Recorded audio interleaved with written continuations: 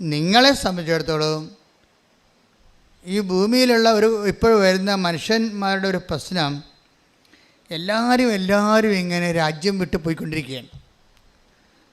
രാജ്യം വിട്ട് പോയിക്കൊണ്ടിരിക്കുന്നവർ അവിടെയും സമ്മർദ്ദത്തിലാണ്, ഇവിടെയും സമ്മർദ്ദത്തിലാണ്. അപ്പോൾ അസൂയയുടെ പുതിയ രൂപങ്ങൾ നാട്ടിലുണ്ടായിക്കൊണ്ടിരിപ്പുണ്ട്. അസൂയയുടെ അപ്പോൾ ആരെങ്കിലുമൊക്കെ ഇങ്ങനെ പച്ച പിടിച്ച് വരുമ്പോൾ നമുക്ക് സ്വാഭാവിക അയൽവാസിക്കുണ്ടാകുന്ന, അയാൾ ഉടമ്പടി എടുത്താണെങ്കിലും അസൂയക്ക് പഞ്ഞമൊന്നുമില്ലല്ലോ. അതേ സംഭവം അസൂയയുടെ പുതിയ രൂപങ്ങൾ വരുന്നുണ്ട്. ഇത് ആധ്യാത്മികതയെ ശരിക്കും ബാധിക്കുന്നുണ്ട്. ഞങ്ങളിലേക്ക് പ്രാർത്ഥനയൊക്കെ കാട്ടുതീയിൽ നമ്മൾ വെഞ്ചരിപ്പ് വെള്ളം ഒഴിക്കണ പോലുള്ള അവസ്ഥയാണ് ഇപ്പോൾ. എന്താ കാര്യം? ജനങ്ങളെ ഗ്രീഡിനെസ് വർദ്ധിക്കുന്നു, ജലസ്യ വർദ്ധിക്കുന്നു. അതുവെച്ച് ദൈവത്തിന് ജനങ്ങളെ സഹായിക്കാൻ പറ്റാത്ത രീതിയിൽ ജനങ്ങൾ മറ്റൊരു രീതിയിലേക്ക് മാറിക്കൊണ്ടിരിക്കുന്നു. ഇങ്ങനെ വരുമ്പോൾ ഉണ്ടാകുന്ന പ്രശ്നം വെച്ച് കഴിഞ്ഞാൽ നിങ്ങൾ ആന്തരിക സമാധാനം നഷ്ടപ്പെടും. അതുകൊണ്ടാണ് ഈശോ പറഞ്ഞത് ഉള്ളത് കൊണ്ട് തൃപ്തിപ്പെടുന്ന ആൾക്കാർക്ക്. എന്ന് വെച്ചാൽ നിങ്ങൾക്കൊരു മിനിമം, ഇപ്പോൾ ശാന്തകുമാരി എന്ന് പറഞ്ഞൊരു മോള് സാക്ഷ്യം പറഞ്ഞു, കടത്തുരുത്തി എന്ന് 600 മംഗല. ശാന്തകുമാരിയുടെ ഉടമ്പടി പെട്ടെന്ന് കത്തിയത് കത്തിയെന്ന് വെച്ചാൽ ശാന്തകുമാരി അനാവശ്യമായിട്ടൊന്നും ചോദിച്ചിട്ടില്ല. അതാണ് വിഷയം. ശാന്തകുമാരി ഈ പെട്ടെന്ന് കത്തണ ഉടമ്പടിയിലുള്ള പ്രത്യേകത എന്ന് വെച്ചാൽ അതിനകത്ത് അനാവശ്യ കാര്യങ്ങൾ ഉൾപ്പെടുത്താതിരുന്നാൽ, ആഡംബര കാര്യങ്ങൾ ഉൾപ്പെടുത്താതിരുന്നാൽ ഉടമ്പടി പെട്ടെന്ന് കത്തും. കാര്യം എന്താണ്? ഉടമ്പടി വർക്ക് ചെയ്യണത് AI മെത്തേഡിലാണ്. ആർട്ടിഫിഷ്യൽ ഇൻ്റലിജൻസ് ആദ്യം കണ്ടുപിടിച്ചത് എനിക്ക് തോന്നുന്നത് ഇതിൻ്റെ അകത്താണെന്ന് തോന്നുന്നത്. അതായത് ഈ മത്തായിയുടെ 6:33. കാര്യം നിങ്ങൾ ആദ്യം ദൈവരാജ്യത്തെയും അതിന് നീതിയെയും കുറിച്ച് അന്വേഷിച്ച് കഴിഞ്ഞാൽ ബാക്കിയുള്ളതെല്ലാം ഓട്ടോമാറ്റിക്കായിട്ടാണ് സംഭവം വർക്ക് ചെയ്യണത്. അതിനുവേണ്ടി പ്രത്യേകം വർക്ക് ചെയ്യേണ്ട കാര്യമില്ല. It is programmed. നിങ്ങൾ വീട് വേണം, കാറ് വേണം, മക്കളെ ഇംഗ്ലീഷ് മീഡിയം പഠിപ്പിക്കണമെന്ന് പ്രത്യേകം ഇനം തിരിച്ച് ദൈവത്തോട് പറയേണ്ട ആവശ്യമില്ല. എന്താണ്? ആദ്യം നിങ്ങൾ ദൈവരാജ്യത്തെയും അതിൻ്റെ നീതിയെയും കുറിച്ച് അന്വേഷിച്ചിട്ടുണ്ട്. ലൈഫൊന്ന് പ്രോഗ്രാം ചെയ്താൽ മതി. അപ്പോൾ ആർട്ടിഫിഷ്യൽ ഇൻ്റലിജൻസിൻ്റെ പ്രവർത്തനം പോലെ ഓട്ടോമാറ്റിക്കായിട്ട് നിങ്ങളുടെ ആവശ്യങ്ങൾ ദൈവം ആവശ്യമുള്ള സ്ഥലത്ത് കൊണ്ടുപോവുകയും നിറവേറ്റുകയും ചെയ്യും. അതാണ് ഈശോ പറഞ്ഞത്, നിങ്ങൾ ആദ്യം ദൈവരാജ്യത്തെക്കുറിച്ച് അന്വേഷിക്കണം, ബാക്കിയുള്ളത് ഓട്ടോമാറ്റിക്കാണെന്ന്. ശ്രുതിക്കട്ടെ. ഹല്ലേലൂയ.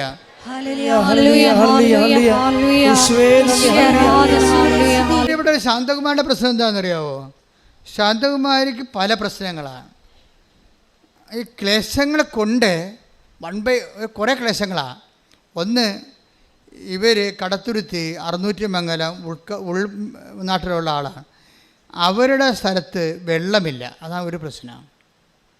സ്ഥലമല്ല, അറിയാമല്ല, ഫെബ്രുവരി ആകുമ്പോൾ വെള്ളം വറ്റിപ്പോകും. ആ വീട്ടിലോട്ട് വഴിയില്ല. രണ്ടാമത്തെ പ്രശ്നം. വെള്ളം വല്ലയിടത്തും പോയി കോരാന്ന് വെച്ച് കഴിഞ്ഞാൽ വഴിയില്ല. വെള്ളം വിലക്ക് വാങ്ങിക്കാമെന്ന് പറഞ്ഞാൽ വണ്ടി അവിടെ വന്ന് നിൽക്കത്തില്ല. വല്ലയിടത്തും വണ്ടി വന്ന് നമ്മൾ ചുമന്നുകൊണ്ട് വരണം വെള്ളം. ശാന്തകുമാരി ഒറ്റക്ക, മക്കളുണ്ട്, കല്യാണം കഴിച്ച് വിട്ടിട്ടുണ്ട്. അതുങ്ങളൊന്നും ഈ വീട്ടിൽ തിരിച്ചു വരത്തില്ല. അമ്മയോട് ഭയങ്കര ഇഷ്ടമൊക്കെയാണ്, പക്ഷെ അവരാരും വരത്തില്ല വീട്ടിലോട്ട്. മൂന്നാമത്തെ പ്രശ്നമാണ്. എന്താ വരാത്തത് കാര്യം? മക്കൾ വരാത്ത 2 കാര്യങ്ങൾ, 3 കാര്യങ്ങൾ. അപ്പം നേരിച്ച് മരിച്ചു പോയെന്ന് തോന്നുന്നു. അമ്മ മാത്രമേ ഉള്ളൂ. എന്നിട്ട് പോലും ആ അമ്മയെ തിരക്കി. അമ്മയോട് മക്കൾക്ക് ഇഷ്ടമാണെങ്കിലും പെമ്മക്കളാണെങ്കിലും വരാൻ പറ്റണില്ല അവർക്ക്. അവർ പറയണ അമ്മ ഈ വീട്ടിൽ വരുമ്പോൾ എന്തോ നെഗറ്റീവ് എനർജിയാണ്. 4ാമത്തെ പ്രശ്നം. പിള്ളേരിപ്പോൾ പഠിച്ചപ്പോഴേ നെഗറ്റീവും പോസിറ്റീവൊക്കെ അറിയാമല്ലോ അവർക്ക്. അപ്പോൾ ഇവർ പറയണ ഇപ്പോൾ നെഗറ്റീവ് എനർജിയാണെന്നാണ് പറയണത് ഇതിൻ്റെ അകത്ത്. ഇപ്പോൾ വെള്ളമില്ല, വഴിയില്ല, വീട്ടിൽ വരാൻ പറ്റണില്ല, നെഗറ്റീവ് എനർജിയാണ്. ഇതൊന്നുമല്ല, എവിടെ നോക്കിയാലും മൂർഖം പാമ്പ്. 4ാമത്തെ പ്രശ്നം. അപ്പോൾ ശാന്തകുമാരൻ മടുത്തു ജീവിതം. ഇവിടുത്തെ ആരും ഇത് 5ാമത്തെ പ്രശ്നം എന്താ അറിയാമോ? വിറ്റ് ചുട്ട് പോകാമെന്ന് വിചാരിച്ചാൽ ആരും എടുക്കാനും ഇല്ല. 6ാമത്തെ പ്രശ്നങ്ങൾ ഒരു ഒറ്റ വ്യക്തി ഒരു കുടുംബത്തിൽ ആരും സഹായമില്ലാതെ അനുഭവിക്കുന്ന 6 പ്രശ്നങ്ങളാണ്. അപ്പോൾ ഇവൾ ഉരുകിത്തീർന്ന് എന്തിനും ജീവിക്കണം. അവസാനം ശാന്തകുമാരി പറഞ്ഞേ, ആദ്യമൊക്കെ മുറുകപാമ്പൊക്കെ വരുമ്പോഴേ, എപ്പോഴും വരും പാമ്പ്, പല സ്ഥലത്തും പാമ്പാണ്. അപ്പോൾ ഞങ്ങൾക്ക് പേടിയായി. അവസാനം ഞാൻ നാട്ടുകാരെ വിളിച്ച് തല്ലിക്കൊല്ലാൻ തുടങ്ങിയെന്ന്. പാമ്പ് വന്നതെന്ന് പറയുമ്പോൾ ഞാൻ കിടന്ന് ആൾക്കാർ വന്ന് തല്ലിക്കൊല്ലും. അവസാനം ആൾക്കാർ പറയും തല്ലിക്കൊന്ന് ആൾക്കാരെ മടുത്ത്. ഇവിടെ കാറ് കേൾക്കുമ്പോൾ തന്നെ ആൾക്കാർ നാട്ടിൽ നിന്ന് ഓടിക്കുകയാണ്. അവർ മടുത്ത് പിന്നെയും പാമ്പ് വന്നുകൊണ്ടിരിക്കുകയാണ്.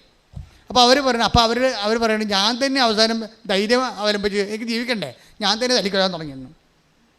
എന്നിട്ട് പാമ്പ് തീരണ്ടില്ല. ഞാൻ അങ്ങനെ ഇരിക്കേണ്ട സമയത്താണ് പറഞ്ഞത്, മാതാവിനെ കണ്ടാൽ എല്ലാം തീരുമെന്ന് പറഞ്ഞു. അപ്പം ഞാൻ അവിടെ നിന്ന് ഉടമ്പടി പുതുക്കാൻ പോകുന്ന ആൾക്കാരുടെയൊക്കെ കൂടെ കയറിപ്പോന്നു. കയറിപ്പോന്ന് വെച്ച് കഴിഞ്ഞാൽ അവർ ഇറങ്ങിയപ്പോൾ തന്നെ അവിടെ മനസ്സിൽ അമ്മയെ കാണണമെന്ന്, ഉടമ്പടി എടുക്കണമെന്ന് അവർ തീരുമാനിച്ചപ്പോൾ തന്നെ അവർക്ക് മനസ്സിൽ അത് മനസ്സിലായി, എന്തോ അമ്മ ചെയ്യാൻ പോകുന്നുണ്ടെന്ന്. അതങ്ങനെയാണ് ഇവിടെ എന്താ ആ രീതി. അതാണ്, നിങ്ങൾ സത്യസന്ധരാണെങ്കിൽ തീരുമാനം എടുക്കുമ്പോൾ തന്നെ അടയാളങ്ങൾ തുടങ്ങും, നമുക്ക് ആന്തരികമായ ബോധ്യം കിട്ടും. നിങ്ങൾ സത്യസന്ധരല്ലെങ്കിൽ ഉടമ്പടി 3 പ്രാവശ്യം പുതുക്കിയാലും അമ്മ അനങ്ങത്തില്ല. കാര്യം സത്യസന്ധത അല്ലെന്ന് അറിയാം. അത് ഭയങ്കര സീരിയസ് വിഷയമാണ്. നിങ്ങൾ സത്യസന്ധരാണ്, നീ ഈ വിഷയം ഇപ്പം നിങ്ങൾ പറയാം ഉടമ്പടി നാത്തൂനും ആൻറ്റിയും കുഞ്ഞമ്മയൊക്കെ എടുത്തില്ലേ, എന്നാൽ പോയി നോക്കിയൊക്കെ ആലപ്പുഴ. ഇനിയിപ്പോൾ നമ്മളായിട്ട് പോകാഞ്ഞിട്ട് ആരെങ്കിലും കിട്ടാതിരിക്കണ്ടല്ലോ എന്ന് പറഞ്ഞിട്ട് അങ്ങനെ സത്യസന്ധരല്ലാത്ത ആൾക്കാർ ഉടമ്പടി എടുക്കുന്നുണ്ട്. എന്ന് കഴിഞ്ഞാൽ ഇനിയിപ്പോൾ ഉടമ്പടി എടുത്തില്ലെന്ന് പറഞ്ഞുകൊണ്ട് ആഗ്രഹം കുറഞ്ഞു പോകണമെന്ന് പറഞ്ഞാൽ എന്നെ വട്ടിയും കൊട്ടയും എടുത്തുകൊണ്ട് ഉടമ്പടി എടുക്കാൻ വരും. സത്യസന്ധരല്ല, പുതുക്കിയാലും രക്ഷപ്പെടത്തില്ല. നിങ്ങൾ ആ ഉടമ്പടിയുടെ കറക്റ്റ് കാര്യങ്ങൾ സത്യസന്ധമായിട്ട് ഒന്നാമത്തെ ആ ഉടമ്പടി എഴുതിയിരിക്കണതെല്ലാം നിങ്ങളുടെ അത്യാവശ്യ കാര്യങ്ങളായിരിക്കണം. അല്ല ആഡംബരം എഴുതിയാൽ വർക്കൗട്ട് ചെയ്തില്ല ഈ സംഭവം.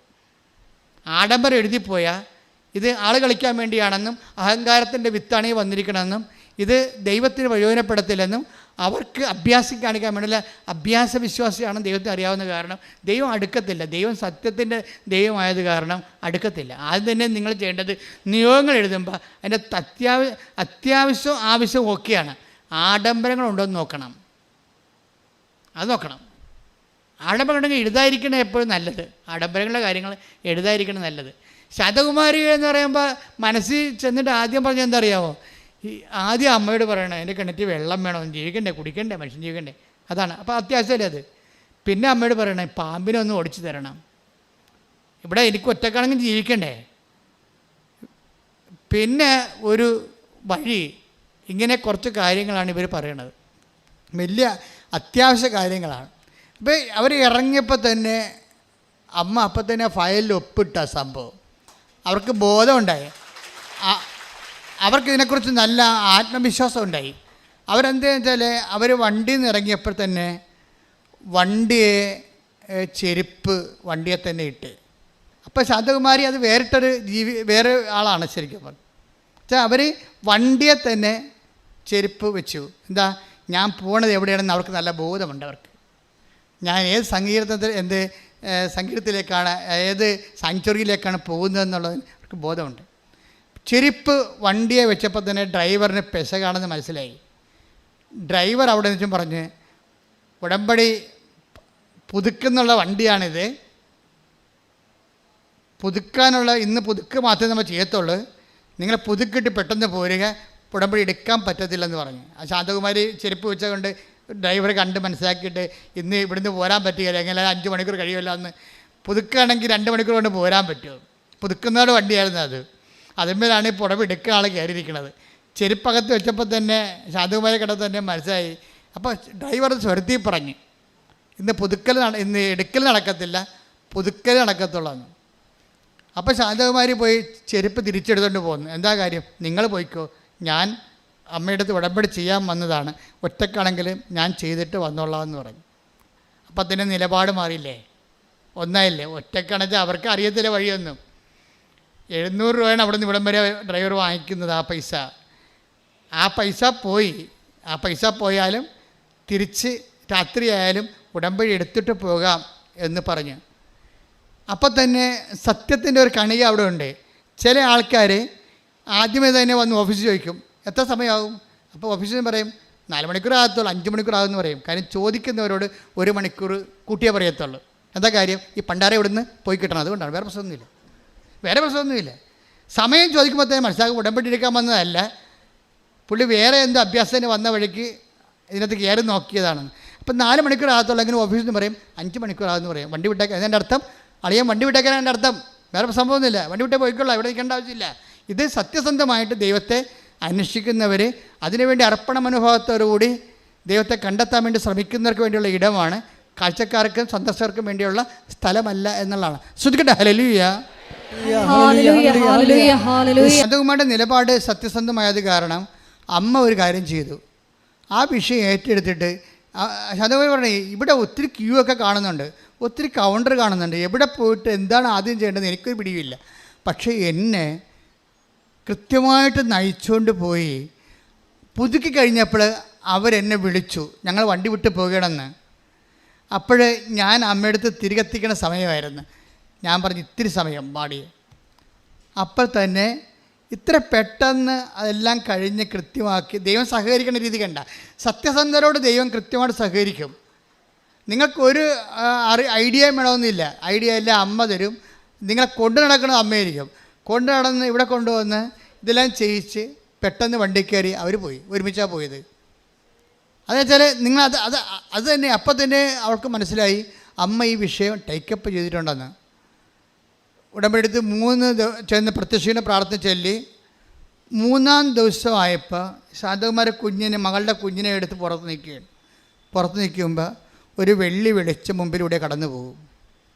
അവൾക്ക് ആദ്യം അത് മനസ്സിലായില്ല. ഇല്യൂഷനും ഹാലുസിനേഷനൊന്നും അല്ലേ, പകൽ കാണുന്ന സംഭവമാണ്. കുറച്ച് കഴിയുമ്പോൾ വീണ്ടും ആ വെളിച്ചം തന്നെ, ആ സിൽവർ ഗ്രേ വെളിച്ചം ഇവിടെ മുമ്പിലൂടെ വീണ്ടും കടന്നു പോകും. 3-ാമത്തെ പ്രാവശ്യം കടന്നു പോകാൻ വരുമ്പോൾ ഇവൾ ഓടി വീട്ടിൽ കയറും. എൻ്റെ അമ്മയാണല്ലോ എൻ്റെ മുമ്പിൽ വന്നതെന്ന് പറയും. പിന്നെ എന്താ സംഭവിക്കണമെന്ന് ചോദിച്ചു കഴിഞ്ഞാൽ ഇവള് വെള്ളമില്ലല്ലോ, ആ ഉടമ്പടി ഉപ്പ് കൊണ്ടുപോയി വരണ്ട മാസങ്ങളായിട്ട് വെള്ളമില്ലാത്ത കിണറ്റിൽ കൊണ്ടുപോയി കിണറ്റിൽ ഉപ്പിടും. ഉപ്പിട്ടും കാര്യം കുഴക്കിണറാണ്, 300-350 അടി താഴെയുള്ള സാധനമാണ്, അവിടെ വെള്ളമില്ല. പക്ഷേ ഉപ്പ് കിണറ്റിക്കൊണ്ടിട്ട്, കിണറ്റിൽ വെള്ളം ഇല്ലാത്ത സ്ഥലത്താണ് ഉപ്പ് കൊണ്ടുപോയിടണത്. ബിഷോപ്രമാണം ചെല്ലും പോരും. കുറച്ച് കഴിഞ്ഞപ്പോൾ മോട്ടർ ആദേശം ചെയ്തിട്ട് മോളിൽ ടാങ്ക് കവിഞ്ഞ് വെള്ളം ഇങ്ങനെ ഒഴുകാൻ തുടങ്ങി. അങ്ങനെ 3 ദിവസം വെള്ളം ഒഴുകിയപ്പോൾ 5:30 മണിക്ക് ഇവൾ നാട്ടുകാരെല്ലാം വിളിച്ച് കേൾപ്പിച്ച് ഫോണെടുത്ത് പറഞ്ഞ് അമ്മ വെള്ളം തന്ന് പറയുന്നത് കാര്യം വെള്ളം ഇല്ലെന്ന് എല്ലാവർക്കും, ഇവിടെ വീട്ടിൽ വെള്ളമില്ലെന്നും ഇവർക്ക് ഒറ്റയ്ക്ക് കോരി ചോന്നുകൊണ്ട് പോകാൻ പറ്റത്തില്ലെന്നും ഇവൾ വെള്ള ദുരന്തത്തിലാണെന്നൊക്കെ അറിയാൻ പറ്റുന്ന ആൾക്കാർക്കെല്ലാം ഇത് വലിയ സംഭവമായി. നമുക്ക് ചിലപ്പോൾ അത്രയും അത് അറിയത്തില്ല, അവിടെ അവർക്കത് മനസ്സിലായി പെട്ടെന്ന്. കാര്യം അവർ പറഞ്ഞു ഇപ്പോൾ 1 കൊല്ലമായിട്ടും ഒരു പ്രശ്നവുമില്ല, കൃത്യമായിട്ട് വെള്ളം അമ്മ തന്നുകൊണ്ടിരിക്കുകയാണ്. പിന്നെ ഞാൻ അമ്മയോട് പറഞ്ഞത് മുറുക്കപ്പാമ്പിൻ്റെ കാര്യമാണ്. ആ സാധനത്തിന് 1 കൊല്ലമായിട്ട് കാണാനില്ലെന്ന്. മക്കളെല്ലാം തിരിച്ചു വന്നു, ആ നെഗറ്റീവ് എനർജിയൊക്കെ മാറി, മക്കളെല്ലാം തിരിച്ചു വന്നു. ഇളയൊക്കെ കാനഡയിൽ പോകണമെന്ന് പറഞ്ഞായിരുന്നു. അവിടെ കാര്യം ചെയ്തിട്ടും ശരിയാകത്തില്ല. ഇങ്ങനെ ഒടിഞ്ഞു കെട്ടിയൊരു വീട്ടിലാണ് താമസിക്കണത്. അത് മാറ്റണമെങ്കിൽ സാധാരണ ജോലി ചെയ്യാൻ പറ്റത്തില്ല, പോകണമെന്ന് അമ്മയോട് പറഞ്ഞായിരുന്നു. അവളുടെ കാര്യം ശരിയായി, എല്ലാം പെട്ടെന്ന് ശരിയായി.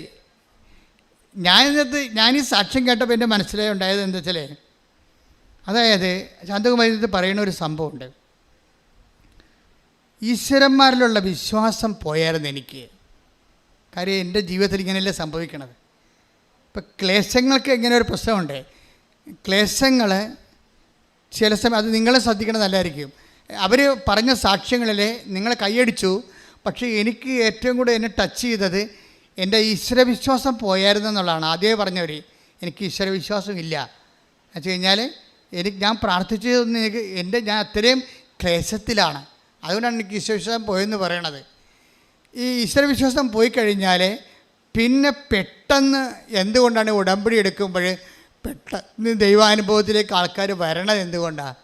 അതിൻ്റെ കാരണം എനിക്ക് മനസ്സിലായത്, ഈ ഉടമ്പടിയിൽ ഇപ്പം കണക്ഷൻ പോയെന്ന് വിചാരിച്ചു. നമ്മുടെ നമ്മുടെ കടങ്ങൾ കൊണ്ട്, നമ്മുടെ രോഗങ്ങൾ കൊണ്ട്, നമ്മുടെ വീട്ടിലെ മദ്യപാനം കൊണ്ട്, അല്ലെങ്കിൽ വഴക്കുകൾ കൊണ്ട്, അല്ലെങ്കിൽ കേസുകൾ കൊണ്ട്, അയൽവാസികളുള്ള പടകൾ കൊണ്ട്, നമ്മുടെ തന്നെ ശരീരവേദന കൊണ്ട്, നമ്മുടെ പ്രാർത്ഥനയ്ക്ക് ഉത്തരം കിട്ടാതെ നമ്മൾ ചില സമയത്ത് നമ്മുടെ ദൈവമായിട്ടുള്ള കണക്ഷൻസ് പോകും.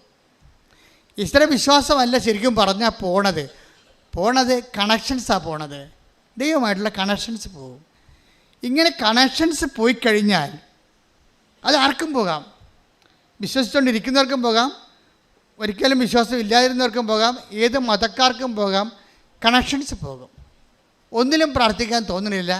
എന്തോന്നിനും ആരോട് പ്രാർത്ഥിച്ചിട്ട് എന്ത് കാര്യം, ഒരു ഫലവും ഇല്ലല്ലോ എന്ന് വിചാരിച്ചുകൊണ്ട് പ്രാർത്ഥിക്കാൻ തോന്നാത്ത അവസ്ഥയാണ് കണക്ഷൻസ് പോവുക എന്ന് പറയുന്നത്. ശാന്തകുമാരി അങ്ങനെ ഒരു അവസ്ഥയിലായിരുന്നു, കണക്ഷൻസ് പോയ അവസ്ഥയിലായിരുന്നു. ഈ കണക്ഷൻസ് പോയി കഴിഞ്ഞാൽ നമ്മുടെ ആരുടെ, ഇപ്പം നിങ്ങളുടെ തന്നെയായാലും, ഇപ്പം നിങ്ങൾ കണക്ഷൻസ് പോയിട്ട് ഉടമ്പടി എടുക്കാൻ വേണ്ടി ചിലപ്പോൾ ഇനി ഇപ്പോൾ കുറേ പ്രാർത്ഥിച്ചിട്ട് കുറേ നാളായി, കുമ്പസാരിച്ചിട്ട് കുറേ നാളായി, പള്ളിപ്പോയിട്ട് കുറേ നാളായി, അല്ലെങ്കിൽ കുടുംബ പ്രാർത്ഥന നടത്തിയിട്ട് കുറേ നാളായി, നിങ്ങൾ കണക്ഷൻസ് പോയ ആൾക്കാരാണെന്ന് വിചാരിച്ചോ. അങ്ങനെ കണക്ഷൻ പോയി കഴിഞ്ഞാൽ പിന്നെ പെട്ടെന്ന് എങ്ങനെയാണ്, ഇപ്പോൾ കറണ്ട് കമ്പി, ഇപ്പോൾ ഫേസ് പോയി, നോട്ടർ കാണുന്നില്ല എന്നൊക്കെ പറഞ്ഞ് ലൈൻമാൻ പറയത്തില്ലേ, അപ്പോൾ അവർ രണ്ടാമത് കൊണ്ടുവന്ന് അത് ഏണി വെച്ച് കയറി കെട്ടിയിട്ട് പീസ് കെട്ടിയെടുക്കും. പക്ഷേ ഇതുപോലെ എങ്ങനെയാണ് നമ്മൾ ദൈവമായിട്ടുള്ള കണക്ഷൻസ് പോയാൽ പെട്ടെന്ന് ഫീസ് കെട്ടണം എങ്ങനെയാണെന്ന് വെച്ച് കഴിഞ്ഞാൽ ഉടമ്പടിയിൽ അതിൻ്റെ ഐറ്റമുണ്ട്. പലപ്പോഴും സംഭവിക്കുന്നത് ഐറ്റം ഇല്ലാത്തത് കൊണ്ടാണ് ഈ കുഴപ്പം പറയുന്നത്. കണക്ഷൻസ് ആർക്കും പോകാം, ഏത് മതക്കാർക്കും പോകാം, പക്ഷേ അത് ഫീസ് കെട്ടണ ഐറ്റംസ് അവിടെ പ്രാർത്ഥനാ രീതി, ഈ നാക്കുകൊണ്ടിട്ടുള്ള അടി കൊണ്ടൊന്നും കണക്ഷൻസ് ഉണ്ടാകത്തില്ല. അത് എപ്പോഴും നമ്മൾ ശ്രദ്ധിക്കണം. അതിനുള്ള മാർഗം എന്ന് വെച്ച് കഴിഞ്ഞാൽ ഇപ്പം തന്നെ ഉദാഹരണത്തിന് നമ്മൾ യോഹന്നാൻ്റെ സുവിശേഷം എടുത്തേ, യോഹന്നാൻ 16:4. യോഹന്നാൻ 16:4. അവരുടെ സമയം വരുമ്പോൾ ഇത് ഞാൻ പറഞ്ഞിരുന്നു എന്ന് നിങ്ങൾ ഓർമ്മിക്കാൻ വേണ്ടി ഞാനിത് നിങ്ങളോട് പറഞ്ഞിരിക്കുന്നു. ഇത് കണ്ടാ എന്ന് പറഞ്ഞേ, അവരുടെ സമയം വരുമ്പോൾ ഇത് ഞാൻ നിങ്ങളോട് നേരത്തെ പറഞ്ഞിരുന്നുവെന്ന് നിങ്ങൾ ഓർമ്മിക്കാൻ വേണ്ടി അവരുടെ സമയം വരുന്നുമ്പോ തന്നെ ഞാൻ നിങ്ങളോട് ഇത് പറഞ്ഞിരിക്കുന്നു. ഇതിന്റെ പ്രസക്തി ഭയങ്കരമായ ഒരു വചനമാണ്. എന്ന് വെച്ച് കഴിഞ്ഞാൽ അവരുടെ സമയം എന്ന് പറയുന്നൊരു സമയമുണ്ട്, ടൈം ഓഫ് ദി ഈവിൾ. ഈ വല്യമ്മ നെഗറ്റീവ് എന്നൊക്കെ പറഞ്ഞ സംഭവം അതാണ്.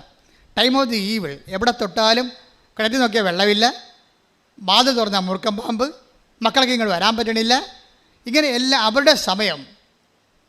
ഇങ്ങനെ നമ്മളെ കാണുന്നവരെല്ലാം നമ്മുടെ ശത്രുക്കളായി കരുതുന്നു, ബന്ധുക്കളെ സ്വന്തപ്പെട്ടവർ നമ്മളെ കല്യാണത്തിന് പോലും വിളിക്കണില്ല, അവരെ നമ്മൾ ഒഴിവാക്കുന്നു. അവരുടെ സമയം. ഒരു മനുഷ്യപ്രജയാണെങ്കിൽ ഈ അവരുടെ സമയമെന്ന് ഈശോ പറയുന്ന തിന്മയുടെ ശക്തിയുടെ താണ്ഡവ സമയമുണ്ട്. തിന്മയുടെ ശക്തിയുടെ താണ്ഡവ സമയം നമുക്ക് അതൊരു ഇന്നോവേറ്റീവ് ഈബിൾ പോലെയാണ്, ഒഴിവാക്കാൻ പറ്റാത്തൊരു തിന്മയാണ്.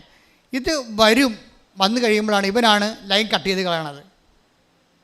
മനസ്സിലായില്ലേ? ഇവനാണ് ലൈൻ കട്ട് ചെയ്ത് കളയണത്. അവരുടെ സമയത്തായിരിക്കും നിങ്ങൾ ചിലപ്പോൾ IELTS ചിലപ്പോൾ 2 പ്രാവശ്യം തോക്കും, 3 പ്രാവശ്യം തോക്കും, 4ാമത്തെ പ്രാവശ്യം എൻ്റെ അടുത്ത് വന്നിട്ട് എന്നെ എല്ലാവരെയും പ്രാർത്ഥിച്ച് കഴിയുമ്പോൾ പിള്ളേരെന്നെ നാടിക്കയറി പിടിക്കും. നമ്മൾ എന്തടി അച്ഛാ ഇനി എഴുതത്തില്ല കേട്ടാ, എഴുതാൻ കാശില്ലെന്ന് പറയും. പപ്പ എഴുതാൻ വിടത്തില്ല. കാര്യം വേറെ ഒരു അത് കർത്താവിൻ്റെ കയ്യൊക്കെ പിടിക്കണ പോലെ അവസാന പിടുത്തവാ, മുങ്ങിച്ചാകാൻ പോകണമെന്ന് പിടിക്കത്തില്ലേ. അതുപോലെ അവിടെ പ്രാർത്ഥിക്കുമ്പോൾ ചെറുപ്പം കൊച്ചുങ്ങൾ കൈയൊക്കെ എടുക്കും. അച്ഛാ എന്ന് കണ്ണൊക്കെ നിറഞ്ഞ് കവളൊക്കെ വരുമ്പോൾ പറയും ഇനി എഴുതത്തില്ല, എഴുതാൻ കാശില്ല, പപ്പ എഴുതിക്കത്തില്ല, കുടുംബം തീർന്ന് ഞങ്ങൾ തീരുകയാണെന്ന് പറയും. ഞാൻ നിങ്ങൾ തീരത്തില്ലെന്ന് പറയും. ഞാൻ തിരിച്ചു വന്ന് അമ്മയോട് പറയും അവർ തീരാൻ തീർക്കരുതെന്ന് പറയും. എന്താ, അവർ ഈ മണ്ണി ചവിട്ടിയിട്ടുണ്ട്, നിൻ്റെ പ്രത്യക്ഷീകരണം അവർ അംഗീകരിച്ച് പ്രാർത്ഥന ചൊല്ലിയിട്ടുണ്ട്, അവർ തീരത്തില്ല. ശ്രുതികട്ടെ ഹല്ലേലൂയ. പ്രത്യക്ഷീകരണത്തിൻ്റെ ഒരു സന്നിധാനം ആയിട്ടാണ് മാതാവിനെ പ്രതിഷ്ഠിച്ചിരിക്കണത്. അപ്പോൾ സ്വാഭാവികമായിട്ട് ജനലക്ഷങ്ങൾ പ്രാർത്ഥിക്കുന്ന കാരണം അമ്മ ഈ ഒരു രൂപത്തിൻ്റെ മാധ്യമങ്ങളിലൂടെയാണ് നമ്മളെ അനുഗ്രഹിക്കുന്നത്. അതിൻ്റെ ഏറ്റവും പുതിയ അനുഭവം എന്ന് പറയുന്നത് ആഷ്ബിയ എന്ന് പറഞ്ഞൊരു ദമ്പതികളെ കഴിഞ്ഞ ദിവസങ്ങളിൽ സാക്ഷ്യം കിടപ്പുണ്ടവരുടെ. ആഷ്ബിയയും ഹസ്ബൻഡും ആണ് സാക്ഷ്യത്തിലുള്ളത്. അവിടെ സാക്ഷ്യം കേട്ട് കഴിഞ്ഞാൽ നമുക്ക് ഒരു കാര്യം മനസ്സിലാകും. കാര്യം അമ്മ ജീവനോടെ അൽത്താറയിൽ വിളങ്ങി നിൽക്കുന്ന പോലെ നമുക്ക് തോന്നും. ഞാൻ ആ സന്നിധാനത്തിലാണ് നിങ്ങളുടെ ജപ്തി നടപടിയും നിങ്ങളുടെ ആശുപത്രി ചീട്ടൊക്കെ വെക്കണത്. നിങ്ങളെക്കൊണ്ട് ഞാൻ വെപ്പിക്കാത്തതിന് കാരണം നിങ്ങൾക്ക് ബോധവും ബുദ്ധിയും ഇല്ലാതെ എല്ലാവരും വെക്കണ കാരണം എല്ലാവരും കൊണ്ട് വെറുതെ ചുമ്മാ കൊണ്ട് വെച്ചിട്ട് പോകും. ഞാൻ വെക്കുമ്പോൾ അതിൻ്റെ ഫോർമുല അനുസരിച്ചിട്ടാണ് വെക്കണത്. എന്താണെന്നും ആരാണെന്നും എങ്ങനെയാണെന്നും എനിക്ക് കൃത്യമായിട്ട് അറിയാം. അതിൻ്റെ പ്രത്യേക പ്രെയറുണ്ട്. അതുകൊണ്ടാണ് നിങ്ങളെല്ലാവരും ഞാൻ ആൾക്കാരെ കയറ്റാത്തതിൻ്റെ കാരണം. ആരാ ഉടമ്പടി എടുക്കാൻ വേണ്ടി വരുന്നത് അവരെ മാത്രമാണ് ആൾക്കാരെ കയറ്റത്തുള്ളൂ. ഈ ആഷ്ബിയുടെ സാക്ഷ്യം എന്താ? ആഷ്ബിയുടെ സാക്ഷ്യം ആഷ്ബിയും ഭർത്താവും 9 കൊല്ലമായിട്ട് വർഷങ്ങളായിട്ട് അവർ അവിടെ അമേരിക്ക താമസിക്കുകയാണ്. അപ്പോൾ അവർക്ക് മക്കളില്ല. അതാണ് അവരുടെ പ്രശ്നം. അമേരിക്ക എന്ന് പറയുന്ന ശാസ്ത്രത്തിൻ്റെ അവസാന വാക്കായിട്ടിരിക്കുന്ന ഒരു രാജ്യത്ത് 9 കൊല്ലം മക്കളില്ലെന്ന് വെച്ചാൽ അവർക്ക് മക്കളുണ്ടാകത്തില്ല. IVF എല്ലാവരും എടുത്തു. അവസാനം അവരുടെ സായപ്പ ഡോക്ടർ തന്നെ പറഞ്ഞു, ഇനി നിങ്ങളുടെ മുമ്പിൽ ഒരു ഓപ്ഷനേ ഉള്ളൂ. എന്താ കാര്യം? അഡോപ്ഷൻ ചെയ്യണമെന്ന് പറഞ്ഞു. ഹല്ലേലൂയ.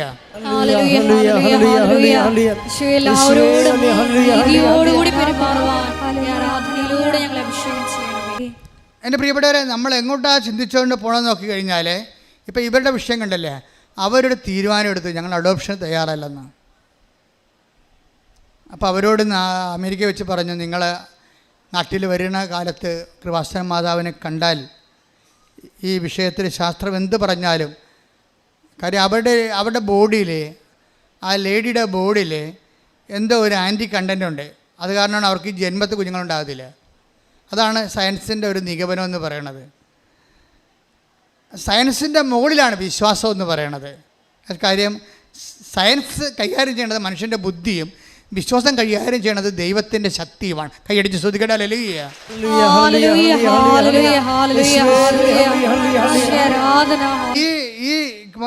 ഈ ചുവരുകൾക്കുള്ളിൽ ദൈവം ചെയ്യണത് നിങ്ങളുടെ ബുദ്ധി അനുസരിച്ചല്ല, പിന്നെന്താണ്? ദൈവത്തിൻ്റെ ശക്തി അനുസരിച്ചാണ് ചെയ്യണത്. ഇപ്പം ഇവരെന്താ ചെയ്യുന്നത്? ഇവർ നാട്ടിൽ വന്നപ്പോൾ ഒരു ഉടമ്പടി ചെയ്തിട്ട് ഇവരൊരു ഓഫീസിൽ ചെന്നിട്ട് പറഞ്ഞു, ഞങ്ങൾ ഹസ്ബൻഡും വൈഫുമാണ്, ഞങ്ങളുടെ പ്രോബ്ലം ഇതാണ്, അതുകൊണ്ട് ഞങ്ങൾക്ക് രണ്ടുപേർക്കും കൂടി ഉടമ്പടി ചെയ്യാൻ പറ്റുമോ എന്ന് ചോദിച്ചു. അതാണ് സത്യം എന്ന് പറയണത്. അല്ലാതെ ഇവിടെ ഭർത്താക്കന്മാർ വന്ന് വണ്ടി ഇരുന്നിട്ട് നീ ചെയ്യുമെന്ന് പറയത്തില്ലേ. ഇവർ കുറേ പ്രശ്നങ്ങൾ കടങ്ങളൊക്കെ ഉണ്ട്. അത് ഈ തുമ്പിയെ കൊണ്ട് കല്ലടിപ്പിക്കണ പോലെ ഭാര്യയെ കൊണ്ട് പ്രാർത്ഥിപ്പിച്ച് നേടണം. എന്നിട്ട് ഇവനെന്ത് ചെയ്യണം? ഇവർ പഴയ കലാപരിപാടി തുടങ്ങണം. ഇതിനവൻ വണ്ടിയെ പോയി ഇരിക്കുകയാണ് ഭാര്യ. ഈ മനുഷ്യൻ അങ്ങല്ല, അതിൻ്റെ സത്യമില്ല. നിങ്ങൾ ദൈവത്തിൻ്റെ അടുത്ത് വരുമ്പോൾ സത്യം ഉണ്ടാകണം. ശാന്തകുമാരി സത്യം ഉണ്ടാക്കി. ഡ്രൈവർ പറഞ്ഞ് പറ്റത്തില്ല എന്ന് പറഞ്ഞ് ഞങ്ങളിവിടെ പുതുക്കിയവരൊക്കെ മാത്രമേ ഉള്ളൂ പറഞ്ഞപ്പോൾ ശാന്തകുമാരി നിങ്ങൾ പോയിക്കൊള്ളൂ, ഞാൻ വന്നിരിക്കുന്നത് ഉടമ്പടി ചെയ്യാൻ വേണ്ടിയാണ്, ഞാൻ ഒറ്റക്കടങ്ങനെ വന്നോളാന്ന് പറയുമ്പോൾ അതിൻ്റെ സത്യമുണ്ട്. ഈ ഭർത്താവും ഭാര്യ വന്ന് ഓഫീസിൽ പറയുകയാണ്, ഒരാൾക്കല്ലേ കയറാൻ പറ്റത്തുള്ളൂ, പക്ഷേ ഞങ്ങളുടെ അവസ്ഥ ഇതാണ്, ഞങ്ങൾക്ക് മക്കളില്ല, അപ്പോൾ ഞങ്ങൾക്ക് ഒരുമിച്ച് പ്രാർത്ഥിക്കാൻ വേണ്ടി ഒരുമിച്ച് ഞങ്ങൾക്ക് ഉടമ്പടി ചെയ്യണം. അതാണ് സത്യം. ഓഫീസിൽ പറഞ്ഞ് ഞങ്ങൾ ഒരുമിച്ച് ഉടമ്പടി ചെയ്തോളാൻ പറഞ്ഞു. ഭർത്താവല്ലേ ഇനിഷ്യേറ്റീവ് എടുത്തിരിക്കണത്. അപ്പോൾ ഭർത്താവ് ആ ഇനിഷ്യേറ്റീവ് എടുത്തിട്ട് ഭാര്യനെ കൊണ്ട് വന്ന് ഉടമ്പടി ചെയ്തിട്ട് ഉടമ്പടി ചെയ്തേച്ച് മാതാവിൻ്റെ കൈ കൊണ്ട് മാതാവിനെ ഇങ്ങനെ ജെരോളയെ തൊട്ടപ്പോൾ പെട്ടെന്ന് കറണ്ട് അടിക്കണ പോലെ ഷോക്കടിച്ച് കഴിഞ്ഞപ്പോൾ ഇയാൾ അവിടെ നിന്ന് പറയണേ, എടി ഇത് വേറെ സ്ഥലമാണ്, ഇത് വല്ലാത്ത അനുഭവമായിപ്പോയി, ദൈവം നമ്മൾ അനുഗ്രഹിച്ച് എന്ന് പറഞ്ഞു. ആ മാസം അവൾ പ്രഗ്നൻ്റ് ആവും. ഇതാണ് ആ മാസം അവർ പ്രഗ്നൻ്റ് ആകണം. ഒരു കുഞ്ഞിനെ കൊണ്ടാണ് വന്നിരിക്കണേ. ഈ സന്നിധാനം എന്ന് പറയുന്നത് സന്നിധാനമാണത്. നമ്മുടെ വിഷയം എന്താണ്? നിങ്ങൾ ഉടമ്പടി ചെയ്യുമ്പോൾ ഓർക്കണം, എൻ്റെ സാക്ഷ്യം കൊണ്ട് മാതാവിൻ്റെ പ്രത്യക്ഷീകരണം സ്ഥിരീകരിക്കാൻ സഭയെ സഹായിക്കണമേ. അതല്ലേ പ്രാർത്ഥന? അതല്ലേ സത്യം? അല്ല എൻ്റെ സാക്ഷ്യം കൊണ്ട് ആൾക്കാരെന്താ പറയണത്? ഓ ഞാൻ സാക്ഷ്യം പറയണം, അപ്പം നാട്ടുകാർ കേൾക്കത്തില്ലേ, അയൽവാസികൾ കേട്ടില്ലേ, എന്നെ കളിയാക്കത്തില്ലേ എന്നാ പറയണത്. അത് സത്യമല്ല. അവരുടെ ഉടമ്പടി വർക്കൗട്ട് ചെയ്യത്തില്ല. കാര്യം നിങ്ങളെ ഒത്തിരി പേര് സാക്ഷ്യം പറയാതെ തലയെ തുണിയിട്ട് ദൈവത്തിൻ്റെ അനുഗ്രഹം ഉടമ്പടി വെച്ച് അടിച്ച് മാറ്റിയിട്ട് നടക്കുന്നുണ്ട്. നിങ്ങളുടെ തലവെട്ടി കളയുന്ന ദൈവം. എന്താ കാര്യം? നിങ്ങൾ ഹിപ്പോക്രാറ്റുകളാണ്, കാപട്യമുള്ളവരാണ്. ഒന്നുറങ്ങി നേരം വിളിക്കത്തില്ലേ? ഇനിയുണ്ട് ദിവസങ്ങൾ. ഇനി നിനക്ക് പ്രശ്നം വന്നാൽ പഴയതുപോലെ ഭാര്യനെ കൊണ്ട് ഉടമ്പടിക്കുകയോ ഭാര്യയോട് ഉടമ്പടിത്തിരിക്കണമെന്നുണ്ടെങ്കിൽ നാട്ടുകാരെ കേൾക്കുമെന്ന് പറഞ്ഞുകൊണ്ട് സാക്ഷ്യം പറയാൻ മുങ്ങാന്ന് വെച്ച് കഴിഞ്ഞാൽ മുങ്ങാൻ പറ്റത്തില്ല. മുങ്ങിയവൾ ആരായാലും പൊങ്ങാൻ നിവർത്തിയില്ല. എന്താ കാര്യം? സത്യത്തിൻ്റെ സന്നിധാനമാണ്. എന്തുകൊണ്ടാണ് സയൻസ് മനുഷ്യൻ്റെ ബുദ്ധിയെ അന്വേഷിക്കുന്ന, ഉടമ്പടി ദൈവത്തിൻ്റെ ശക്തിയെ അന്വേഷിക്കുന്ന? നമ്മുടെ മുമ്പിൽ ഒരു വഴിയുമില്ലേ. കഴിഞ്ഞ ദിവസങ്ങളിൽ അയാളുടെ പേര് ഞാൻ പറഞ്ഞു, ഞാൻ വെളുപ്പിനെ ഇട്ടിട്ടുണ്ട് സാക്ഷ്യം. അദ്ദേഹം ഒരു കോതമംഗലംകാരനാണ്, കോതമംഗലം ഇടവകയിൽ തന്നെ ഉള്ള ആളാണ്. അതിന് സാക്ഷ്യം ഇതാണ്, കടങ്ങൾ ഭയങ്കരമായി. അപ്പോൾ അവർ ആരോ വിളിച്ചു പറഞ്ഞു, ഞങ്ങളിന്ന് വൈകുന്നേരം എല്ലാവരും കൂടി നിങ്ങളുടെ വീട്ടിൽ വരുന്നുണ്ടെന്ന് പറഞ്ഞു. അപ്പം കടക്കാർ പറയാൻ നമുക്കറിയാമല്ലോ, അവർ വന്നിട്ട് തോന്നിയ ദിവസം പറയും. അപ്പം മാന്യമര്യാദ പൊറുക്കുന്നവരെ സംബന്ധിച്ചിടത്തോളം അയൽവാസികൾ ചോദിക്കും അവരെന്തിനാണ് വന്ന് പറയുമ്പോൾ നമ്മുടെ ഇടം നഷ്ടപ്പെടും. അപ്പോൾ നമുക്ക് ഭയങ്കര ക്ഷീണമാണ്, അഭിമാനം പോകും. അപ്പോൾ ഇയാൾക്ക് ടെൻഷനാണ്. ഇയാൾ കാക്കനാട് ജോലി ചെയ്യാണ്. കാക്കനാട് ജോലി ചെയ്യുന്ന ആൾ അയാൾക്ക് ടെൻഷൻ കാരണം അയാൾ ഹാഫ് ലീവ് കഴിഞ്ഞപ്പോൾ ചുമ്മാ റിസൈൻ ചെയ്തിട്ട്, ഒപ്പിട്ടിട്ട് പോകുന്നു ഒരു പക്ഷേ എന്ന് പറയും ഞാൻ ഒപ്പിട്ട് കമ്പനിയുടെ പുറത്തിറങ്ങി. തുച്ഛമായ ചെറിയ കമ്പനിയാണ്. എനിക്ക് അവിടെ ഇരിക്കാൻ പറ്റുന്നില്ല പേടിച്ചിട്ട്. ഞാൻ പുറത്തിറങ്ങിയിട്ട് ഞാൻ തെക്ക് വടക്ക് നടക്കുകയാണ്. ഇവിടെ വെറുതെ ഒപ്പിട്ടാണ്. അവിടെ ഇരിക്കാൻ പറ്റാഞ്ഞ കാരണം, കമ്പനി ഇരുന്ന് മനസ്സമാധാനം ജോലി ചെയ്യാൻ പറ്റാഞ്ഞ കാരണം ഞാൻ ഒപ്പിട്ട് ലീവ് എടുത്ത് പുറത്ത് ഹാഫ് ലീവ് എടുത്ത് ഞാൻ പുറത്തിറങ്ങിയിട്ട് ഇവിടെ പോകാനാ, ഞാൻ അങ്ങോട്ടും ഇങ്ങോട്ടും നടക്കണം. അപ്പോൾ എനിക്ക് തോന്നി ആലപ്പുഴക്ക് പോകാം, അമ്മയടുത്ത് പോയിരിക്കാമെന്ന്. കണ്ടാ, ഇവിടെ വന്ന് ആ മനുഷ്യൻ ഇരുന്ന് സന്ധ്യ വരെ വെറുതെ ഇരുന്നിട്ട് കണ്ണീരോടെ കാര്യം പറഞ്ഞു. എന്നിട്ട് ഈ മനുഷ്യൻ സന്ധ്യ ആയപ്പോൾ ഇവിടുന്ന് പോയി. അയാൾ പറഞ്ഞു, ഞാൻ കോതമംഗലമൊക്കെ എത്തിയപ്പോൾ 11:15 രാത്രി. പക്ഷേ എനിക്ക് വല്ലാത്തൊരു ധൈര്യം കിട്ടി. ഞാൻ ആ സമയത്ത് തന്നെ അമ്മ എൻ്റെ മനസ്സിൽ തോന്നിച്ച് അവനെ വിളിക്കാൻ. ഞാനൊന്ന് രാത്രി ചെന്ന ഉടനെ അവനെ വിളിച്ചു. അവൻ വരുമെന്ന് പറഞ്ഞൊരു പേടിച്ചിട്ടാണ് ഈ മനുഷ്യൻ ജില്ല വിട്ട് പോന്നിരിക്കുന്നതാണ്. അവൻ തിരിച്ച് ചെല്ലുമ്പോൾ ഇരട്ട് ധൈര്യത്തോടെ ചെന്നിരിക്കുക. അവനെ തിരിച്ച് വിളിച്ച്, ചേട്ടാ ഇതാണ് എൻ്റെ അവസ്ഥ. ഉടനെ അയാൾ കൂളായിട്ട് പറയുകയാണ്, അതിനെന്താ നിങ്ങൾക്ക് പൈസ കിട്ടുമ്പോൾ തന്നാൽ മതിയൊന്നും. പിന്നെ നടക്കണ സംഭവം അതിനേക്കാൾ സംഭവമാണ്. പിന്നെ എന്താ നടക്കണത് പെണ്ണിൻ്റെ അപ്പം വിളിച്ചു ചോദിച്ചു പറഞ്ഞ്, എനിക്ക് വയസ്സല്ലേ, ഞാൻ കട നടത്തുകയാണ്, നീ അവിടെ കടയിൽ വന്ന് നിൽക്ക്, നിനക്കിപ്പോൾ അവിടുത്തെ പണി ചെറിയ പണിയല്ലേ, അതിനെക്കൂടെ ശമ്പളം കിട്ടി കടയിൽ വന്ന് നിൽക്ക്.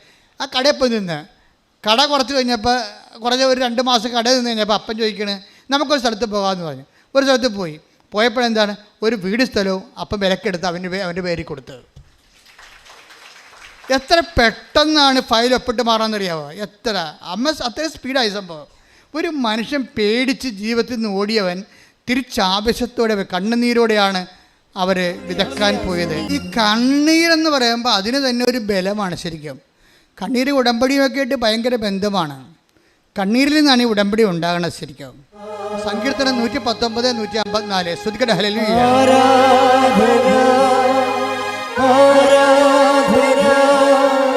യേശുവേ ആരാധന. എനിക്ക് വേണ്ടി വാദിച്ച് എന്നെ വിടുവിക്കണമേ, അങ്ങയുടെ വാഗ്ദാനമനുസരിച്ച് എനിക്ക് ജീവൻ നൽകണമേ. സങ്കീർത്തനം 119, 153 എടുത്തേ. എൻ്റെ സഹനങ്ങൾ കണ്ട് എന്നെ മോചിപ്പിക്കണമേ, എന്തെന്നാൽ ഞാൻ അങ്ങയുടെ നിയമം മറക്കുന്നില്ല. എൻ്റെ സഹനങ്ങൾ കണ്ട് എന്നെ മോചിപ്പിക്കണമേ, എന്തെന്നാൽ അങ്ങയുടെ നിയമം ഞാൻ മറക്കുന്നില്ല. ഇപ്പം സഹനവും നിയമവും തമ്മിലാണ് ബന്ധപ്പെട്ടിരിക്കുന്നത്. നിയമം എന്ന് പറഞ്ഞാൽ എന്താണ്? ഉടമ്പടി. അതാ സങ്കീർത്തനം 119, 153 എന്താ പറയണത്? എൻ്റെ സഹനങ്ങൾ കണ്ട് എന്നെ മോചിപ്പിക്കണമേ, എന്തെന്നാൽ ഞാൻ അങ്ങയുടെ നിയമങ്ങൾ പാലിക്കുന്നു.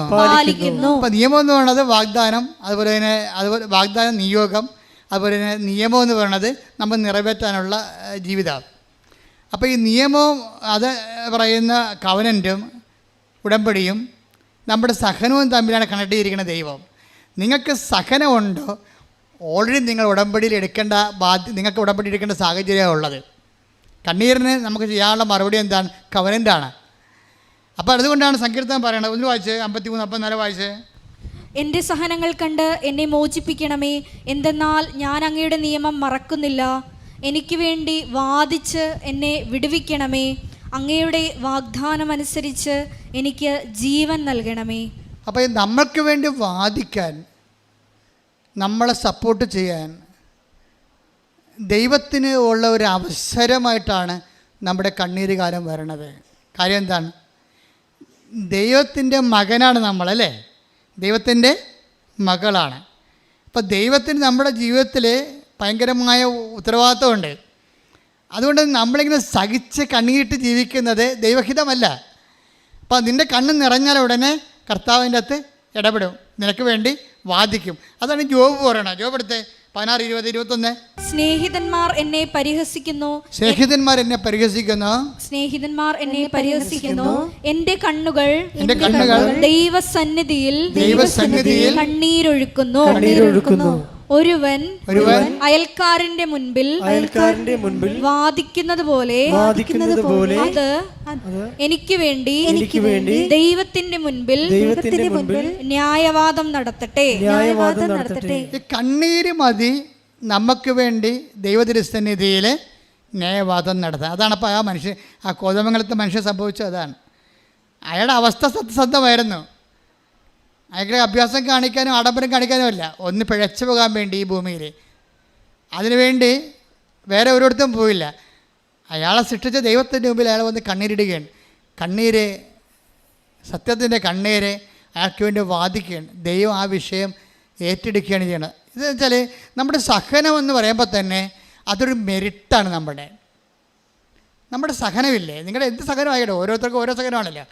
വിദ്യാർത്ഥികൾക്ക് പരീക്ഷയുടെ സഹനം, തോൽവിയുടെ സഹനം, കച്ചവടക്കാർക്ക് നഷ്ടത്തിൻ്റെ സഹനം, കല്യാണം കഴിച്ചവർക്ക് ഭർത്താവിൻ്റെ ഭാര്യയോട് മാനസികമായി ഉണ്ടാക്കുന്ന ഞെരുക്കത്തിൻ്റെ സഹനം, ഓരോരുത്തർക്കും ഓരോരോ സഹനമാണ്. ഈ സഹനമാണ് നമ്മുടെ മെരിട്ടെന്ന് പറയുന്നത്. ഉടമ്പടിയുടെ മെരിട്ടെന്ന് പറയുന്നത് എന്താണ്? അതെന്തെങ്കിലും ഒരു പോസിറ്റീവായിട്ടല്ല, അത് നെഗറ്റീവാണ്. നിനക്ക് ഉടമ്പടി എടുക്കാൻ യോഗ്യത ഉണ്ടെന്ന് അറിയണമെങ്കിൽ നിനക്ക് സഹനം ഉണ്ടെങ്കിൽ യോഗ്യത ഉണ്ടെന്ന് പറയും. സഹനമാണ് നമ്മുടെ യോഗ്യത എന്ന് പറയണത്. എന്ന് വെച്ച് കഴിഞ്ഞാൽ കർത്താവ് പറഞ്ഞാണ് സത്യം, ഇവിടെ എപ്പോഴും പാവപ്പെട്ടവരുണ്ടായിരിക്കും. ഈശോ സിസ്റ്റത്തെക്കുറിച്ച് ഈശോയോട് സംസാരിച്ചപ്പോൾ ഈശോ പറഞ്ഞത് എന്താണ്? പാവങ്ങൾ, ഇസങ്ങൾ മാറാം, ഭരണങ്ങൾ മാറാം, പാവങ്ങൾ എപ്പോഴും നിങ്ങളുടെ കൂടെ ഉണ്ടായിരിക്കും, അവരുടെ കൂടെ ഞാനുണ്ടായിരിക്കുമെന്ന്. കൈയടിച്ച് ശ്രദ്ധിക്കട്ടെ. ഹല്ലേലൂയ. പാവങ്ങൾ എപ്പോഴും നിങ്ങളുടെ കൂടെ ഉണ്ടായിരിക്കും. ശ്രദ്ധിക്കട്ടെ. ഹല്ലേലൂയ. മത്തായി 26:11 ദരിദ്രർ എപ്പോഴും നിങ്ങളോട് കൂടെയുണ്ട്, ഞാനാകട്ടെ എപ്പോഴും നിങ്ങളോട് കൂടെ ഉണ്ടായിരിക്കുകയില്ല. അത് നിത്യതയെക്കുറിച്ച് ഈശോ പറയുമ്പോഴാണ് പറയുന്നത്. പക്ഷേ ഈശോ അവസാനം പറയുന്നുണ്ട്, I will be with you un to the last. അതാണ് ഈ കോണ്ടസ്റ്റിൽ നമ്മൾ ലൂപ്പ് ചെയ്യേണ്ടത്. എന്ന് വെച്ച് കഴിഞ്ഞാൽ കർത്താവ് സ്വർഗസ്ഥയിലേക്ക് പിരിഞ്ഞു പോകുന്ന സമയത്ത് പറയും, ഞാൻ അരൂപിയിലെ I will be with you, അന്ത്യകാലം വരെ ഞാൻ നിങ്ങളുടെ കൂടെ ഉണ്ടായിരിക്കും. ഈ കൂടെ ഉണ്ടെങ്കിലും കൂടെ ഉണ്ടാകാത്ത അനുഭവത്തിനാണ് കമ്മ്യൂണിക്കേഷൻ കട്ടയിലെന്ന് പറയുന്നത്. കൂടെ ഉണ്ട്, പക്ഷെ വി ഡോണ്ട് ഫീൽ ഇറ്റ്. ഇത് ഒരു ആധ്യാത്മിക ദുരന്തമാണ്. ദൈവത്തിൻ്റെ വാഗ്ദാനം അനുസരിച്ചുകൊണ്ട് I will be with you un to the last, അവസാന ശ്വാസം വരെയും ഭൂമിയുടെ ലോകത്തിൻ്റെ അവസാനം വരെയും ഞാൻ നിൻ്റെ കൂടെ ഉണ്ടാകും. മത്തായി 28:20 യുഗാന്തം വരെ എന്നും ഞാൻ നിങ്ങളോട് കൂടെ യുഗാന്ത്യം വരെ ഞാൻ എന്നും നിങ്ങളുടെ കൂടെ ഉണ്ടായിരിക്കും. ഇപ്പം കർത്താവ് നമ്മുടെ കൂടെ ഉണ്ട്, പക്ഷേ വി ഡോണ്ട് ഫീൽ ഇറ്റ്.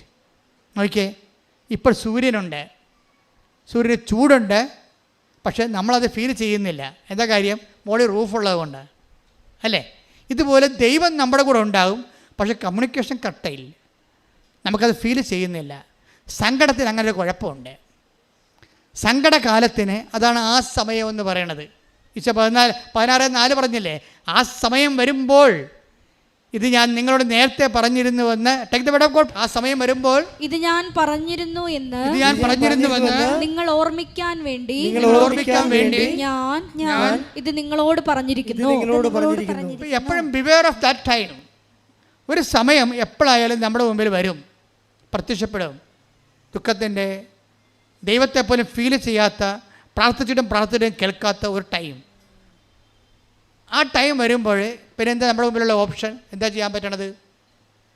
ആ സമയം വരുമ്പോൾ ഞാനിത് പറഞ്ഞിരുന്നുവെന്ന്, അപ്പം നേരത്തെ പറഞ്ഞിട്ടുള്ള കാര്യങ്ങൾ നമ്മൾ ശ്രദ്ധിക്കണമെന്ന്. മനസ്സിലായില്ലേ? നമ്മുടെ പ്രസൻറ്റ് ടൈമിൽ നമുക്ക് കമ്മ്യൂണിക്കേഷൻ കട്ടയിലായി കഴിഞ്ഞു കഴിഞ്ഞാൽ, ദൈവവുമായിട്ടുള്ള ബന്ധങ്ങൾ പോയി പ്രാർത്ഥിക്കാൻ പറ്റാതെ വന്നാൽ പിന്നെ ഉള്ള എമർജൻസി ആയിട്ടുള്ള നടപടി എന്താണ്? പണ്ട് കർത്താവ് പറഞ്ഞത് നമ്മൾ ഓർക്കണം. അതിനാണ് ഈ ബൈബിൾ എന്ന് പറയുന്നത്. സ്തുതിക്കട്ടെ. ഹല്ലേലൂയ. ഇത് നേരത്തെ കർത്താവ് ഇവിടെ ജീവിച്ചിരുന്ന കാലത്ത് പറഞ്ഞ കാര്യങ്ങളാണ്. ഇവിടെ കമ്മ്യൂണിക്കേഷൻ കട്ടലായി കഴിഞ്ഞ് ദൈവത്തിൻ്റെ ഫീൽ നമുക്കുണ്ടാകുന്നില്ല, പ്രാർത്ഥിക്കാൻ പറ്റാതെ വന്നാൽ നേരത്തെ കർത്താവ് പറഞ്ഞത് നമ്മൾ അരമണിക്കൂർ വായിക്കും. ഉടമ്പടി നമ്മൾ അരമണിക്കൂർ വചനം വായിക്കണില്ലേ? അതാണ് സംഭവം. ഇതാ കമ്മ്യൂണിക്കേഷൻ എങ്ങാനും കട്ടായി ചെയ്താൽ കട്ട് ആകാതിരിക്കാൻ വേണ്ടി നേരത്തെ കർത്താവ് പറഞ്ഞത് നമ്മളെന്ത് ചെയ്യും? അത് നമ്മൾ അവൻ പറഞ്ഞതുപോലെ നമ്മൾ ചെയ്യും. ഇവിടെയാണ് ഈ പത്രം കൊടുപ്പൊക്കെ വരണത്. ഇവിടെയാണ് നമ്മുടെ ആതുര സേവനങ്ങൾ വരണത്. എന്താണ്? നേരത്തെ അവൻ പറഞ്ഞതാണ്. ഇപ്പോൾ അവരുടെ കമ്മ്യൂണിക്കേഷൻ ഇല്ല. അപ്പോൾ നേരത്തെ പറഞ്ഞ അനുസരിച്ച് അവൻ പറഞ്ഞ പോലെ നമ്മളിപ്പോൾ ചെയ്യാണ്. അതാണ് കവനൻ്റ് കൈയടിച്ച്. അപ്പോൾ ഈ ക്ലേശകാലം എന്ന് പറയണത് യോഹന്നാൻ 16:4 ആ സമയമാണ്. ഈ സമയത്താണ് കമ്മ്യൂണിക്കേഷൻ കട്ടലായി പോണത്. അതിനെക്കുറിച്ചാണ് ലൂക്ക 8:7 എടുത്ത് ശ്രുതികടെ ഹല്ലേലൂയ. ചിലത് മുൾച്ചെടികൾക്കിടയിൽ വീണു, മുൾച്ചെടികൾ അതിനോടൊപ്പം വളർന്ന് അതിനെ ഞെരുക്കിക്കളഞ്ഞു. അതിൻ്റെ തർജ്ജമ എന്താണ്? ലൂക്ക 8:14. ലൂക്ക 8:14. മുള്ളുകളുടെ ഇടയിൽ വീണത് വചനം കേൾക്കുന്നെങ്കിലും ജീവിത ക്ലേശങ്ങൾ, സമ്പത്ത്, സുഖഭോഗങ്ങൾ എന്നിവ വചനത്തെ ഞെരുക്കിക്കളയുന്നത് കൊണ്ട് ഫലം പുറപ്പെടുവിക്കാത്തവരാണ്. ഉടമ്പടിക്ക് ഇങ്ങനെ ഒരു പ്രശ്നമുണ്ട്. അതായത് ഉടമ്പടിയിൽ നമ്മൾ ചില ആൾക്കാരല്ലേ പ്രത്യക്ഷിക്കുന്ന പ്രാർത്ഥന മാത്രം ചൊല്ലിക്കൊണ്ട് മഴയും കൊള്ളാതെ വെയിലും കൊള്ളാതെ വീട്ടിൽ ഇരിക്കുന്ന ആൾക്കാരില്ലേ, അവരൊന്ന് കേൾക്കാൻ വേണ്ടി പറയുകയാണ്. ഇത് വർക്കൗട്ട് ചെയ്യത്തില്ല.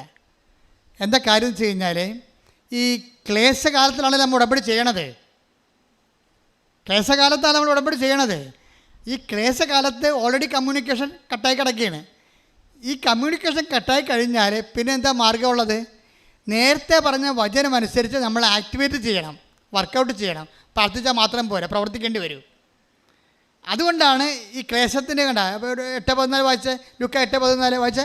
മുള്ളുകളുടെ ഇടയിൽ വീണത്, മുള്ളുകളുടെ ഇടയിൽ വീണത് വചനം കേൾക്കുന്നെങ്കിലും ജീവിത ക്ലേശങ്ങൾ. ഉടമ്പടി എടുത്തിട്ടുണ്ടെങ്കിലും ജീവിത ക്ലേശങ്ങൾ ഫലം തരാതെ പോകാം. കാര്യം എപ്പോഴും ക്ലേശത്തെക്കുറിച്ചല്ലേ ആൾക്കാർ. ഉടമ്പടി എടുത്താലും ചില ആൾക്കാർ നാളത്തേക്ക് എത്തിക്കാം, മരണത്തിലേക്ക് എത്തിക്കാം, വരട്ടെ എന്നൊക്കെ പറഞ്ഞിരിക്കണ എന്തിൻ്റെ കാര്യം? അവർക്ക് ശരീരത്തിൽ വേദനയും ക്ലേശങ്ങളൊക്കെ ഉണ്ട്.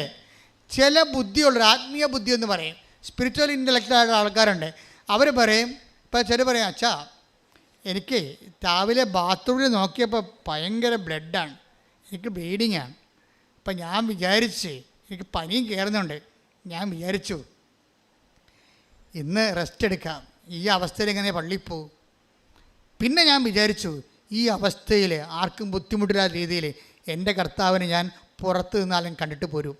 അപ്പം ബ്ലീഡിങ് തീരും. ആ സെക്കൻഡിന് നിങ്ങൾക്കറിയാവില്ല, ദൈവാനുഭവം എന്ന് പറഞ്ഞ ഒരു തീരുമാനമാണ്. ചില ആൾക്കാർ ഇതുപോലുള്ള അവസ്ഥകൾ വരുമ്പോൾ അത് വെച്ച് ദൈവത്തിൽ നിന്ന് അകലാൻ വേണ്ടിയാണ് ജഡിക മനുഷ്യൻ ചിന്തിക്കത്തുള്ളൂ. ആധ്യാത്മിക മനുഷ്യൻ അത് വെച്ച് ദൈവത്തിലേക്ക് അടുക്കാൻ നോക്കും. എനിക്ക് ക്ലേശമുണ്ട്. ഇപ്പം ഇന്നലെ പറയണേ, ഞാൻ 14 കൊണ്ടാണ് ഇറങ്ങിയത്. പക്ഷേ 14 ആൾക്കാരത്ത് നീട്ടിയിട്ടും 14 വരുമ്പോൾ ഞങ്ങൾക്ക് വേണ്ടെന്ന് പറഞ്ഞ്. അപ്പോൾ എന്നാ പറ്റിയെന്നറിയോ? ഞാൻ പുറത്ത് വരുമ്പോൾ കയ്യാലപ്പുറത്തൊരു പത്രം മഴയും കൊണ്ടിരിപ്പുണ്ടത്. ഞാൻ 14 പത്രം റിജക്ട് ചെയ്ത സ്ഥലത്ത് ഞാൻ ആ പത്രം കൂടി എടുത്തിട്ട് 2 കിലോമീറ്റർ വീണ്ടും നടന്ന് ഓട്ടോറിക്ഷ കവരെ പോയി എല്ലാവർക്കും കൊടുത്തെന്ന് പറഞ്ഞു. ഇതാണ് സ്പിരിച്വൽ ഇൻ്റലിജൻസ് എന്ന് പറയണത്. ആധ്യാത്മിക ബുദ്ധിയുള്ളവർ. ആധ്യാത്മിക ബുദ്ധി എന്ന് വെച്ച് കഴിഞ്ഞാൽ അവർക്ക് പരിശുദ്ധാത്മാവ് പറഞ്ഞില്ലേ, ഞാൻ നിങ്ങളോട് കൂടി ഉണ്ടെങ്കിലേ, അതാണ് ഈശോ പറഞ്ഞത്. ഈ പരിശുദ്ധാത്മാവെന്ന് പറയേണ്ട സംഭവം എന്ന് വെച്ചാൽ നമ്മൾക്ക് ഡോർമെൻ്റ് ആണെങ്കിലും അത് അവിടെ ഉണ്ടാവും, നമ്മളെ കൂടെ ഉണ്ടാവും. പക്ഷെ ഇത് വർക്കൗട്ട് ചെയ്യണത് നമ്മുടെ വിശ്വാസത്തിൻ്റെ എബിലിറ്റി അനുസരിച്ചേ ഉള്ളൂ. ഒരു റിസ്ക് വന്നു കഴിഞ്ഞാൽ അതിനെ കൗണ്ടറാക്ട് ചെയ്യാൻ വേണ്ടി നമുക്ക് ദൈവത്തോട് സ്നേഹമുണ്ടെങ്കിൽ നമ്മൾ തകർന്നാലും തരിപ്പണമായാലും പിന്നെയും ദൈവത്തെ പ്രതി നമ്മൾ സഞ്ചരിച്ചുകൊണ്ടേയിരിക്കും.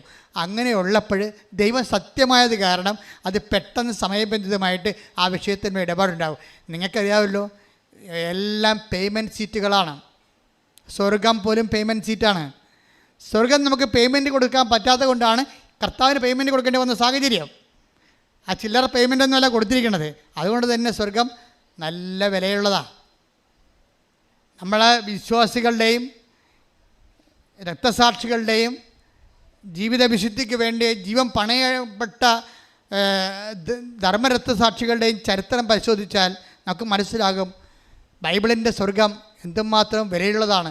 ഒരു വിഷയം എന്തുമാത്രം വിലയുള്ളതാണ്. ബൈബിൾ നമ്മൾ മുന്നോട്ട് വെക്കുന്ന സ്വർഗത്തിന് കർത്താവിൻ്റെ രക്തത്തിൻ്റെ വിലയാണ്, യേശുവിൻ്റെ ജീവൻ്റെ വിലയാണ്, അവൻ്റെ സഹനത്തിൻ്റെ വിലയാണ്. ആ വില കൊടുക്കാൻ വേണ്ടി സത്യസന്ധത ആര് കാണിച്ചാൽ സമയബന്ധിതമായി നിൻ്റെ ഉടമ്പടിയുടെ മേൽ ദൈവം ഇറങ്ങി വന്ന് തീരുമാനം എടുത്തിരിക്കും. ഇത് ഉടമ്പടിയുടെ ഒരു ആക്ച്വലായിട്ടുള്ള ഒരു നിലപാട് തറയാണ്. എന്ന് വെച്ച് കഴിഞ്ഞാൽ മനുഷ്യനെ ആശ്രയിക്കാൻ ഒരവസ്ഥ വന്നാൽ ദൈവത്തിൽ, അതാണ് ശാന്തകുമാരിക്ക് സംഭവിക്കുന്നത്. അവർ ദൈവത്തിൽ ആശ്രയിക്കുന്നു.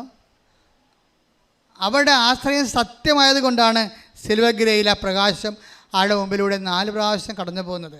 ഈ കേട്ട സാക്ഷ്യങ്ങളെല്ലാം ഈ ആഴ്ചത്തെ സാക്ഷ്യങ്ങളാണ്. നിങ്ങൾ ഓർക്കണം. കഴിഞ്ഞ ദിവസം പഞ്ചാബിൽ നിന്ന് ഒരു മനുഷ്യൻ ഇവിടെ കാർ ഓടിച്ച് ഒറ്റയ്ക്ക് വന്ന്, അത് ഉടമ്പടി സാക്ഷ്യം പറയാൻ വന്നാണ്. സാക്ഷ്യങ്ങൾ എന്താ പറഞ്ഞെന്നറിയാവോ? കേരളം ആധ്യാത്മികമായ ഒരു പരീക്ഷണശാലയാണ്.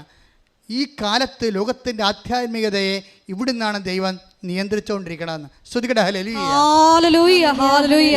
മഹത്വം, മഹത്വം. ആരാധന, ആരാധന. ഹല്ലേലൂയ, ഹല്ലേലൂയ. യേശുവേ ആരാധന. ഹല്ലേലൂയ. കഴിഞ്ഞ ദിവസങ്ങളിൽ സാറാമ്മ എന്ന മോള് ഒരു ചേച്ചി സാക്ഷ്യം പറഞ്ഞു. സാറാമ്മയുടെ സാക്ഷ്യം എന്ന് പറയണത്, സാറാമ്മയ്ക്ക് ഇവിടെ വരണം, പക്ഷെ വരാൻ പിള്ളേർ കൊണ്ടുപോകത്തില്ല. പക്ഷേ പോകാൻ വേണ്ടി പ്രാർത്ഥിച്ചുകൊണ്ട് നടക്കണ കാലത്ത് ഇവിടെ കാതിലൊരു വണ്ട് കയറും. ആ വണ്ട് അകത്തിരുന്ന് മൂളയ്ക്കുകയാണ്. അപ്പോൾ ഇവരെന്നാ ചെയ്യുന്നത്? ഇവർ ചാഞ്ഞ് കിടന്നുകൊണ്ട് വണ്ടിനെ കൊല്ലാൻ വേണ്ടി തലേണിയൊക്കെ വെച്ച് ശ്വാസം മുട്ടിച്ച് കൊല്ലാൻ വേണ്ടി കാരണത്ത് തലേണി വെക്കും. കുറച്ച് കഴിയുമ്പോൾ ഇവർ ആ സമയത്ത് തന്നെ സാക്ഷ്യം ഇവിടുത്തെ ധ്യാനമൊക്കെ കേട്ടുകൊണ്ടിരിക്കുകയാണ്. അപ്പോൾ ധ്യാനത്തിൽ ഞാൻ പറഞ്ഞുകൊണ്ടിരിക്കുകയാണ്, ഒരു വണ്ട് ഒരു സഹോദരി ഉള്ളിലോട്ട് കയറി പോകുന്നു, പേടിക്കണ്ട, അത് മഹാസ്വരത്തോടെ ഇപ്പോൾ പുറത്താകുമെന്ന് പറഞ്ഞു. അത് പറഞ്ഞത് കേട്ട് കഴിഞ്ഞപ്പോൾ തന്നെ ഹെലികോപ്റ്റർ വീഴുന്ന പോലെ ഇവിടെ ചെവിയിൽ നിന്ന് സാധനം തെറിച്ചു പോയി. അപ്പോഴും സാത്താൻ അവിടെ പ്രവർത്തിച്ച് മകളോട് പറഞ്ഞു, മകൾ പറഞ്ഞത് ഇല്യൂഷനാണെന്ന്. പണ്ട് നമ്മൾ പ്രാർത്ഥിക്കണ കാലത്ത് നമ്മുടെ അമ്മമാർ നമ്മളെ കുഞ്ഞിത്തലേണി കിടത്തിയിട്ട് അമ്മമാർ ചുണ്ടിലൊരു കുറിച്ചിടും, ചെവിയിൽ കുറിച്ചിട്ട് പറയും, കർത്താവേ കണ്ണിൽ കുറിച്ചിടും. നമ്മുടെ എന്താണ്? ആകാത്ത കാഴ്ച കാണാതിരിക്കാൻ, ആകാത്തത് കേൾക്കാതിരിക്കാൻ ചെവിയിലും കണ്ണിനെയും ബന്ധിക്കണമെന്നാണ്. ഇപ്പോൾ ആരും നമ്മൾ പറഞ്ഞിട്ട് നമ്മൾ മൈൻഡ് ചെയ്യണില്ല. നമ്മൾ ഉടമ്പടിയുമായിട്ട് മുന്നോട്ട് പോകുകയാണെങ്കിൽ വിശ്വസ്തത നമ്മൾ എങ്ങോട്ടാണ് കൊണ്ടുപോകണത്? അവിടുത്തെ വിശ്വസ്തരെ സ്നേഹത്തിൽ ഒന്നിനു വായിച്ചേ, വിശ്വസ്തർ അവിടുത്തെ സ്നേഹത്തിൽ വസിക്കും. വിശ്വസ്തരായി. ഇപ്പം പലരും നമ്മളെ പറഞ്ഞ് പറ്റിച്ചു, വഞ്ചിച്ചു. പക്ഷേ അതേസമയം തന്നെ നമ്മൾ ദൈവത്തോട് വിശ്വസ്തയോടെ മുന്നോട്ട് പോകും. വിശ്വസ്തർക്ക് എന്ത് പറ്റുമെന്നാണ് ഞാൻ 3:9 പറയണത്. വിശ്വസ്തർ അവിടുത്തെ സ്നേഹത്തിൽ വസിക്കും. പ്രാർത്ഥിക്കുക, കർത്താവേ അങ്ങേ സ്നേഹത്തിൽ വസിക്കുവാൻ, അങ്ങയുടെ വചനങ്ങളോടും ഉടമ്പടിയോടും വിശ്വസ്തത പാലിക്കുവാൻ എന്നെ സഹായിക്കണമേ.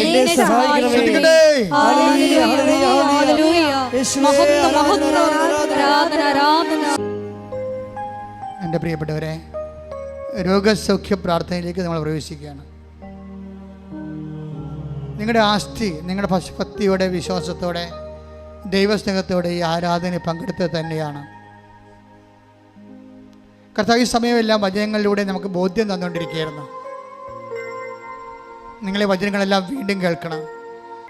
സമയം കിട്ടുമ്പോഴൊക്കെ വചനം കേൾക്കുകയും അത് നിങ്ങൾ ഷെയർ ചെയ്തുകൊണ്ടിരുന്നുകൊണ്ട് എല്ലാവർക്കും ബൈബിളിൻ്റെ സന്ദേശം നമ്മൾ ഒരു ഹോംവർക്ക് പോലെ ആൾക്കാർക്ക് എത്തിച്ചു കൊടുക്കണം. ഒത്തിരി തീഷ്ണതയോടെയാണ് ജനം ഇന്ന് സുവിശേഷ വേല ചെയ്യണത്.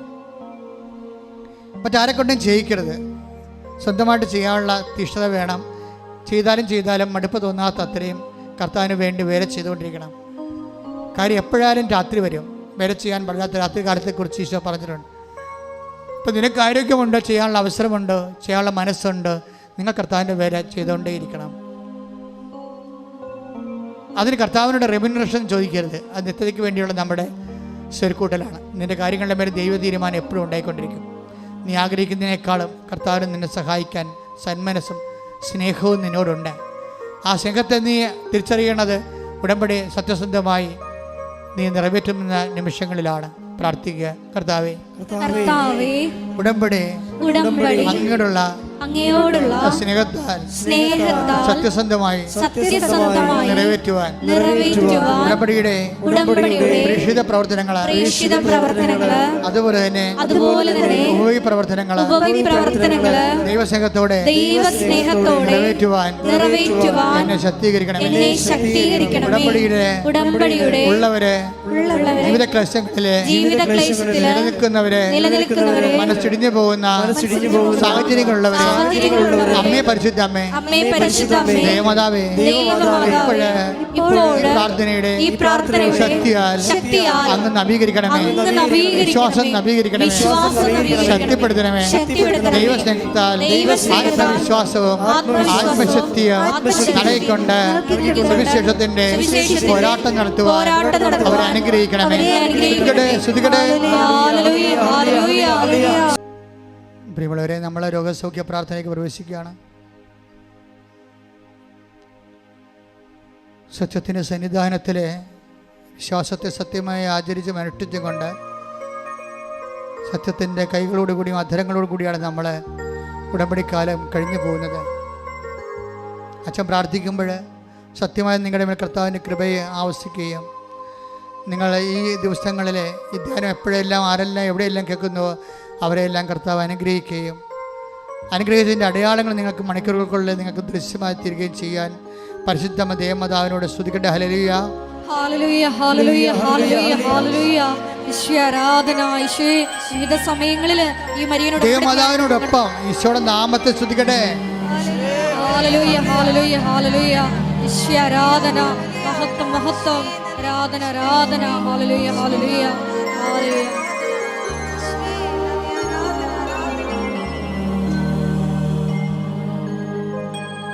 രോഗസൗഖ്യത്തിന് വേണ്ടി പ്രാർത്ഥിക്കുന്ന സമയമാണ്. ഉച്ചമുതൽ ഉള്ളങ്കാൽ വരെയുള്ള അസ്ഥികൾ, പേശികൾ, കോശങ്ങൾ, ആന്തരിക അവയവങ്ങൾ, ത്വക്കുകൾ എല്ലാം സമർപ്പിച്ച് പ്രാർത്ഥിക്കും. പഞ്ചേന്ദ്രിയങ്ങളെ സമർപ്പിച്ച് പ്രാർത്ഥിക്കും. ആ സമയങ്ങളെല്ലാം നിങ്ങൾ ഇടിമുഴക്കം പോലെ ശ്രദ്ധിച്ചുകൊണ്ടിരിക്കണം. കർത്താവിൻ്റെ ശക്തി നിങ്ങൾക്ക് ആവശ്യിക്കുന്ന സൗഖ്യത്തിൻ്റെ നിമിഷങ്ങളാണ്. ശ്രുതികളെ, കർത്താവേ, കർത്താവേ, കർത്താവേ, കർത്താവേ, ഞങ്ങൾക്ക് വേണ്ടി ക്രൂശിക്കപ്പെട്ടവനെ, ഞങ്ങൾക്ക് വേണ്ടി തിരുവലാൽ മുറിവേറ്റവനെ, ഞങ്ങൾക്ക് വേണ്ടി മുളുക്കിയുടെ ചൂടിയവനെ, ഞങ്ങൾക്ക് വേണ്ടി തിരുവലാൽ മുറിവേറ്റവനെ, നിൻ്റെ വിശുദ്ധ രക്തം, നിൻ്റെ വിശുദ്ധ രക്തം ഓൺലൈനിൽ പ്രാർത്ഥിക്കുന്ന മേലെ, എപ്പോഴവർ ധ്യാനം കേട്ടാലും, ഇവിടെ തീർത്ഥാടനത്തിൽ പ്രാർത്ഥിക്കുന്നവർ മേലെ എപ്പോഴവർ ധ്യാനം കേട്ടാലും കർത്താവിൻ്റെ വിശുദ്ധ രക്തം മഴ പോലെ തൊയ്യട്ടെ. മനുഷ്യർ സങ്കല്പിക്കാനോ വിശ്വസിക്കാനോ മനുഷ്യന് കൈകാര്യം ചെയ്യാനോ പറ്റാത്ത ജീവിത ദുർഘടങ്ങളിലെ ജീവിത ക്ലേശങ്ങൾ അകപ്പെട്ട് ജീവിക്കുന്നവരെ അവരുടെ മേൽ കർത്താവിൻ്റെ രക്തം തളിക്കട്ടെ. യേശുവിൻ്റെ നാമത്തിൽ തളിക്കട്ടെ. അപ്പാ പിതാവേ, അങ്ങയുടെ നാമത്തിൽ പ്രാർത്ഥിക്കുന്നു. അങ്ങേ പുത്രനായ യേശു ക്രിസ്തുവിൻ്റെ നാമത്തിലെ അടയാളങ്ങൾ സംഭവിക്കട്ടെ, അടയാളങ്ങൾ സംഭവിക്കട്ടെ. അപ്പാ പിതാവേ, അങ്ങേ പുത്രനായ യേശു ക്രിസ്തുവിൻ്റെ നാമത്തിൽ അടയാളങ്ങൾ സംഭവിക്കട്ടെ.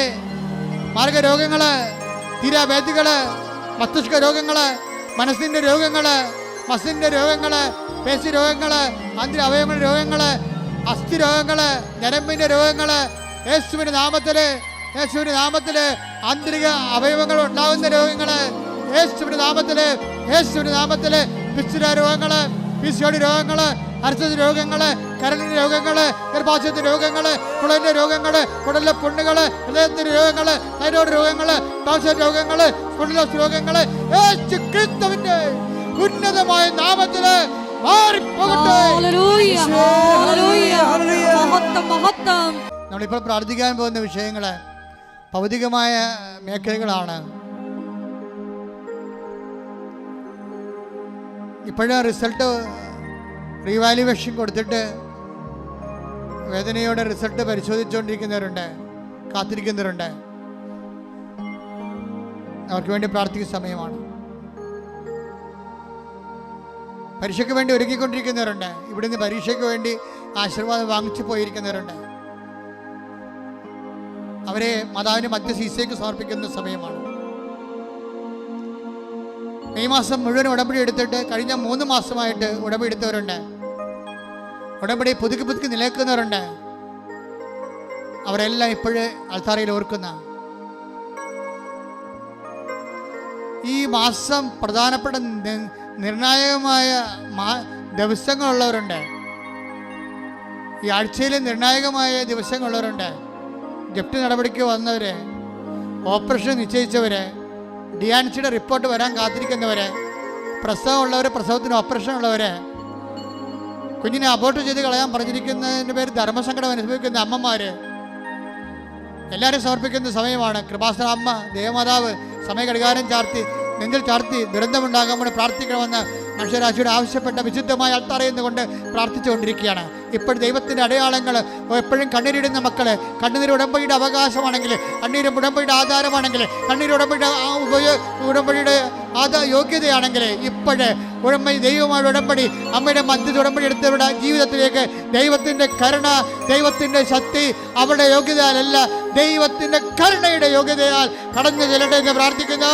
യേശുവിന്റെ നാമത്തില് ആർക്കെല്ലാം വേണ്ടിയാണ് ഇപ്പോൾ പ്രാർത്ഥിക്കുന്നവര്? വീടില്ലാത്തവര്, സ്ഥലമില്ലാത്തവര്, വഴിയില്ലാത്തവര്, കർത്താവെ ജയിലിൽ കിടക്കുന്നവര്, കർത്താവ് കേസ് അകപ്പെട്ടിരിക്കുന്നവര്, കേസിൽ നല്ല തീരുമാനം ഉണ്ടാകാൻ വേണ്ടി കാത്തിരിക്കുന്നവര്, വിദേശങ്ങളിൽ ജോലിക്ക് വേണ്ടി പോകാതിരിക്കുന്നവര്, നാട്ടിൽ ജോലി നഷ്ടപ്പെട്ടിരിക്കുന്നവര്, നാട്ടിൽ ജോലിക്ക് വേണ്ടി ശ്രമിക്കുന്നവര്, എല്ലാവരും ശ്രമിച്ച് പ്രാർത്ഥിക്കുന്ന, കുടുംബ സമാധാനം ഇല്ലാത്തവര്, ഭർത്താവിൻ്റെ ഭാര്യയുടെ അവിശ്വസ്ത കാരണം ജീവിതത്തിൽ വേദന അനുഭവിക്കുന്നവര്, മക്കൾ ഇല്ലാത്തവര്, മക്കളെ കുരുത്തക്കേടായിട്ട് ജീവിക്കുന്നവര്, അന്യബന്ധങ്ങളെ പോയിട്ട് കുടുംബത്തിന് അപമാനം ഉണ്ടാക്കുന്നവര്, എല്ലാവരും ഇടിമുഴക്കം പോലെ ശ്രദ്ധിക്കട്ടെ.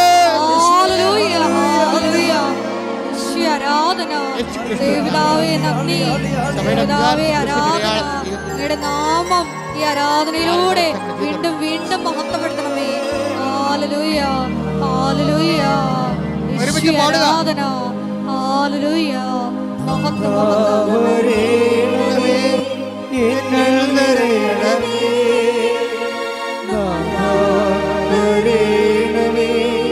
സൗഖ്യം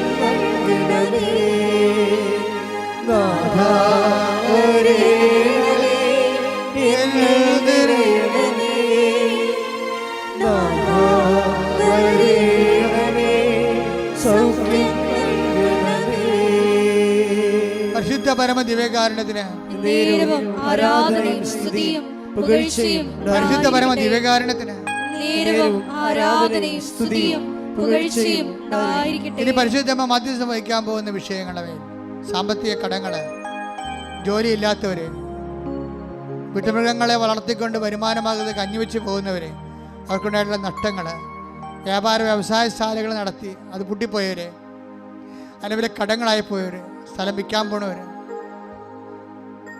ജീവിക്കാൻ വേണ്ടി സ്ഥലം വാങ്ങാൻ പോകുന്നവര്, വിസയുടെ ടെസ്റ്റിനൊക്കെ പോകാൻ പോകുന്നവർ, ഇൻ്റർവ്യൂവിന് പോകാൻ പോകുന്നവർ, നാട്ടിലേക്ക് തിരിച്ചു പോരാൻ വരുന്നവർ, ലീവ് കഴിഞ്ഞിട്ട് തിരിച്ചു പോകാൻ പോകുന്നവർ, അവിടെ യാത്ര സമാധാനവും സുരക്ഷിതമായിരിക്കാൻ, മക്കളില്ലാത്തവർ, കുടുംബത്തിലെല്ലാത്തരം ഒരു തരത്തിലും സമാധാനം ഇല്ലാതെ വിഷമിക്കുന്നവർ, കുഞ്ഞുങ്ങളെക്കുറിച്ച് വേവലാതി കൊള്ളുന്നവർ, മാർത്താമസിക്കാൻ നിവൃത്തിയില്ല, മാർത്താമസിക്കാൻ ഇടമില്ലാതെ വിഷമിക്കുന്നവർ, നേരത്തെ സ്നേഹിച്ചിരുന്നവർ, കുടുംബത്തിലുള്ളവർ പോലും തന്നെ വെറുത്തിട്ട് ഒറ്റപ്പെട്ടു പോയ അവസ്ഥകൾ, നമ്മുടെ മരണം പോലും ആഗ്രഹിക്കുന്ന ശത്രുക്കൾ, അങ്ങനെ വ്യത്യസ്തങ്ങളായ മേഖലകളിൽ ഞെരുങ്ങുന്നവർ, വേദനപ്പെടുന്നവർ, സ്വന്തം ശരീരത്തിൻ്റെ രോഗങ്ങളും വേദന കൊണ്ട് ഉറക്കമില്ലാത്തവർ, മാസങ്ങളായിട്ട് ഉറക്കമില്ലാത്തവർ, ഉറങ്ങാൻ പറ്റാത്തവർ, എല്ലാവരും സാധിച്ചിട്ട് ഇടിമുഴക്കം പോലെ ശ്രദ്ധിക്കട്ടെ.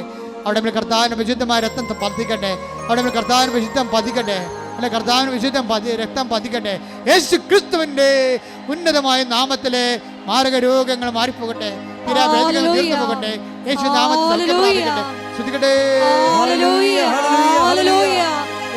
ആരാധന, മഹത്വം, മഹത്വം, ആരാധന, ആരാധന, പിതാവേ നന്ദി, പിതാവേ മഹത്വം, പിതാവേ ആരാധന, സൗഖ്യം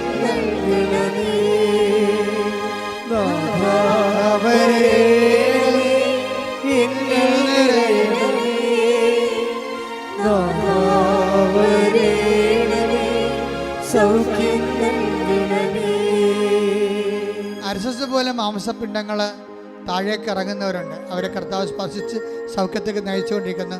അർശസ് തന്നെയാകണമെന്നില്ല, വേറെ എന്തെങ്കിലും കഷങ്ങളായാലും ശരീരത്തിന് ഉള്ളിൽ നിന്ന് പുറത്തേക്ക് പോകുന്ന സ്രാവങ്ങളെയും മാംസകഷ്ണങ്ങളെയും അതിനുള്ള രോഗം അനുഭവിക്കുന്നതിന് കർത്താവ് സൗഖ്യപ്പെടുത്തിയിട്ടുണ്ട്. അതിന്റെ സമയം മനസ്സുദിക്കട്ടെ. ഹല്ലേലൂയ, ഹല്ലേലൂയ, ഹല്ലേലൂയ. രോഗസൗഖ്യ സന്ദേശത്തിന് നന്ദി പറയുന്നു.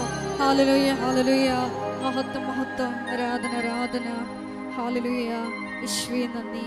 മുടി കഴിയുന്നവര്, അവന് ശരീരത്തിൽ വട്ടം വട്ടം പോലെ വ്രണങ്ങളുള്ളവര്, ശരീരത്തിൽ തലയിലൊക്കെ എല്ലാം വട്ടം വട്ടം രോഗം കൊഴിഞ്ഞു പോകുന്നവര്, അവർക്കെല്ലാം വേണ്ടി പ്രാർത്ഥിക്കുന്നതിന് വേണ്ടി ദൈവത്തിൻ്റെ നിർദ്ദേശമുണ്ട്. ഉടമ്പടി എടുക്കുന്നവർ തീരുമാനം എടുക്കണം. നമ്മളായിട്ട് മറ്റുള്ളവരുടെ ജീവിതത്തിന് ഒരു ക്ലേശം ഉണ്ടാകത്തില്ല. വെള്ളം വിടാതിരിക്കുക, അഴുക്കുചാല അടച്ചു കളയുക, പരിസരം മലിനമാക്കുക,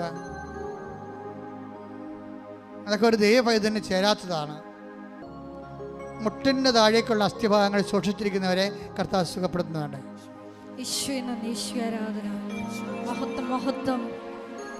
ആരാധന.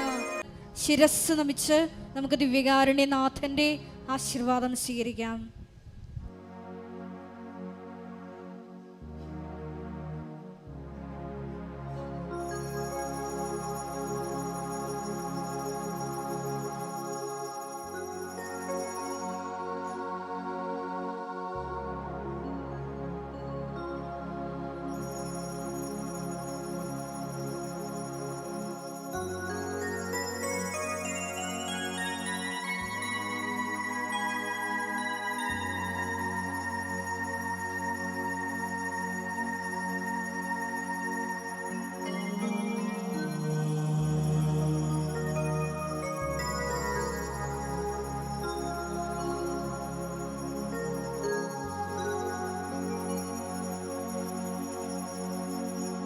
പരിശുദ്ധ പരമമാ ദിവ്യകാരുണ്യമേ, എന്നും എന്നും അങ്ങേയ്ക്കാരാധന. പരിശുദ്ധ പരമമാ ദിവ്യകാരുണ്യമേ, എന്നും എന്നും അങ്ങേയ്ക്കാരാധന. പരിശുദ്ധ പരമമാ ദിവ്യകാരുണ്യമേ,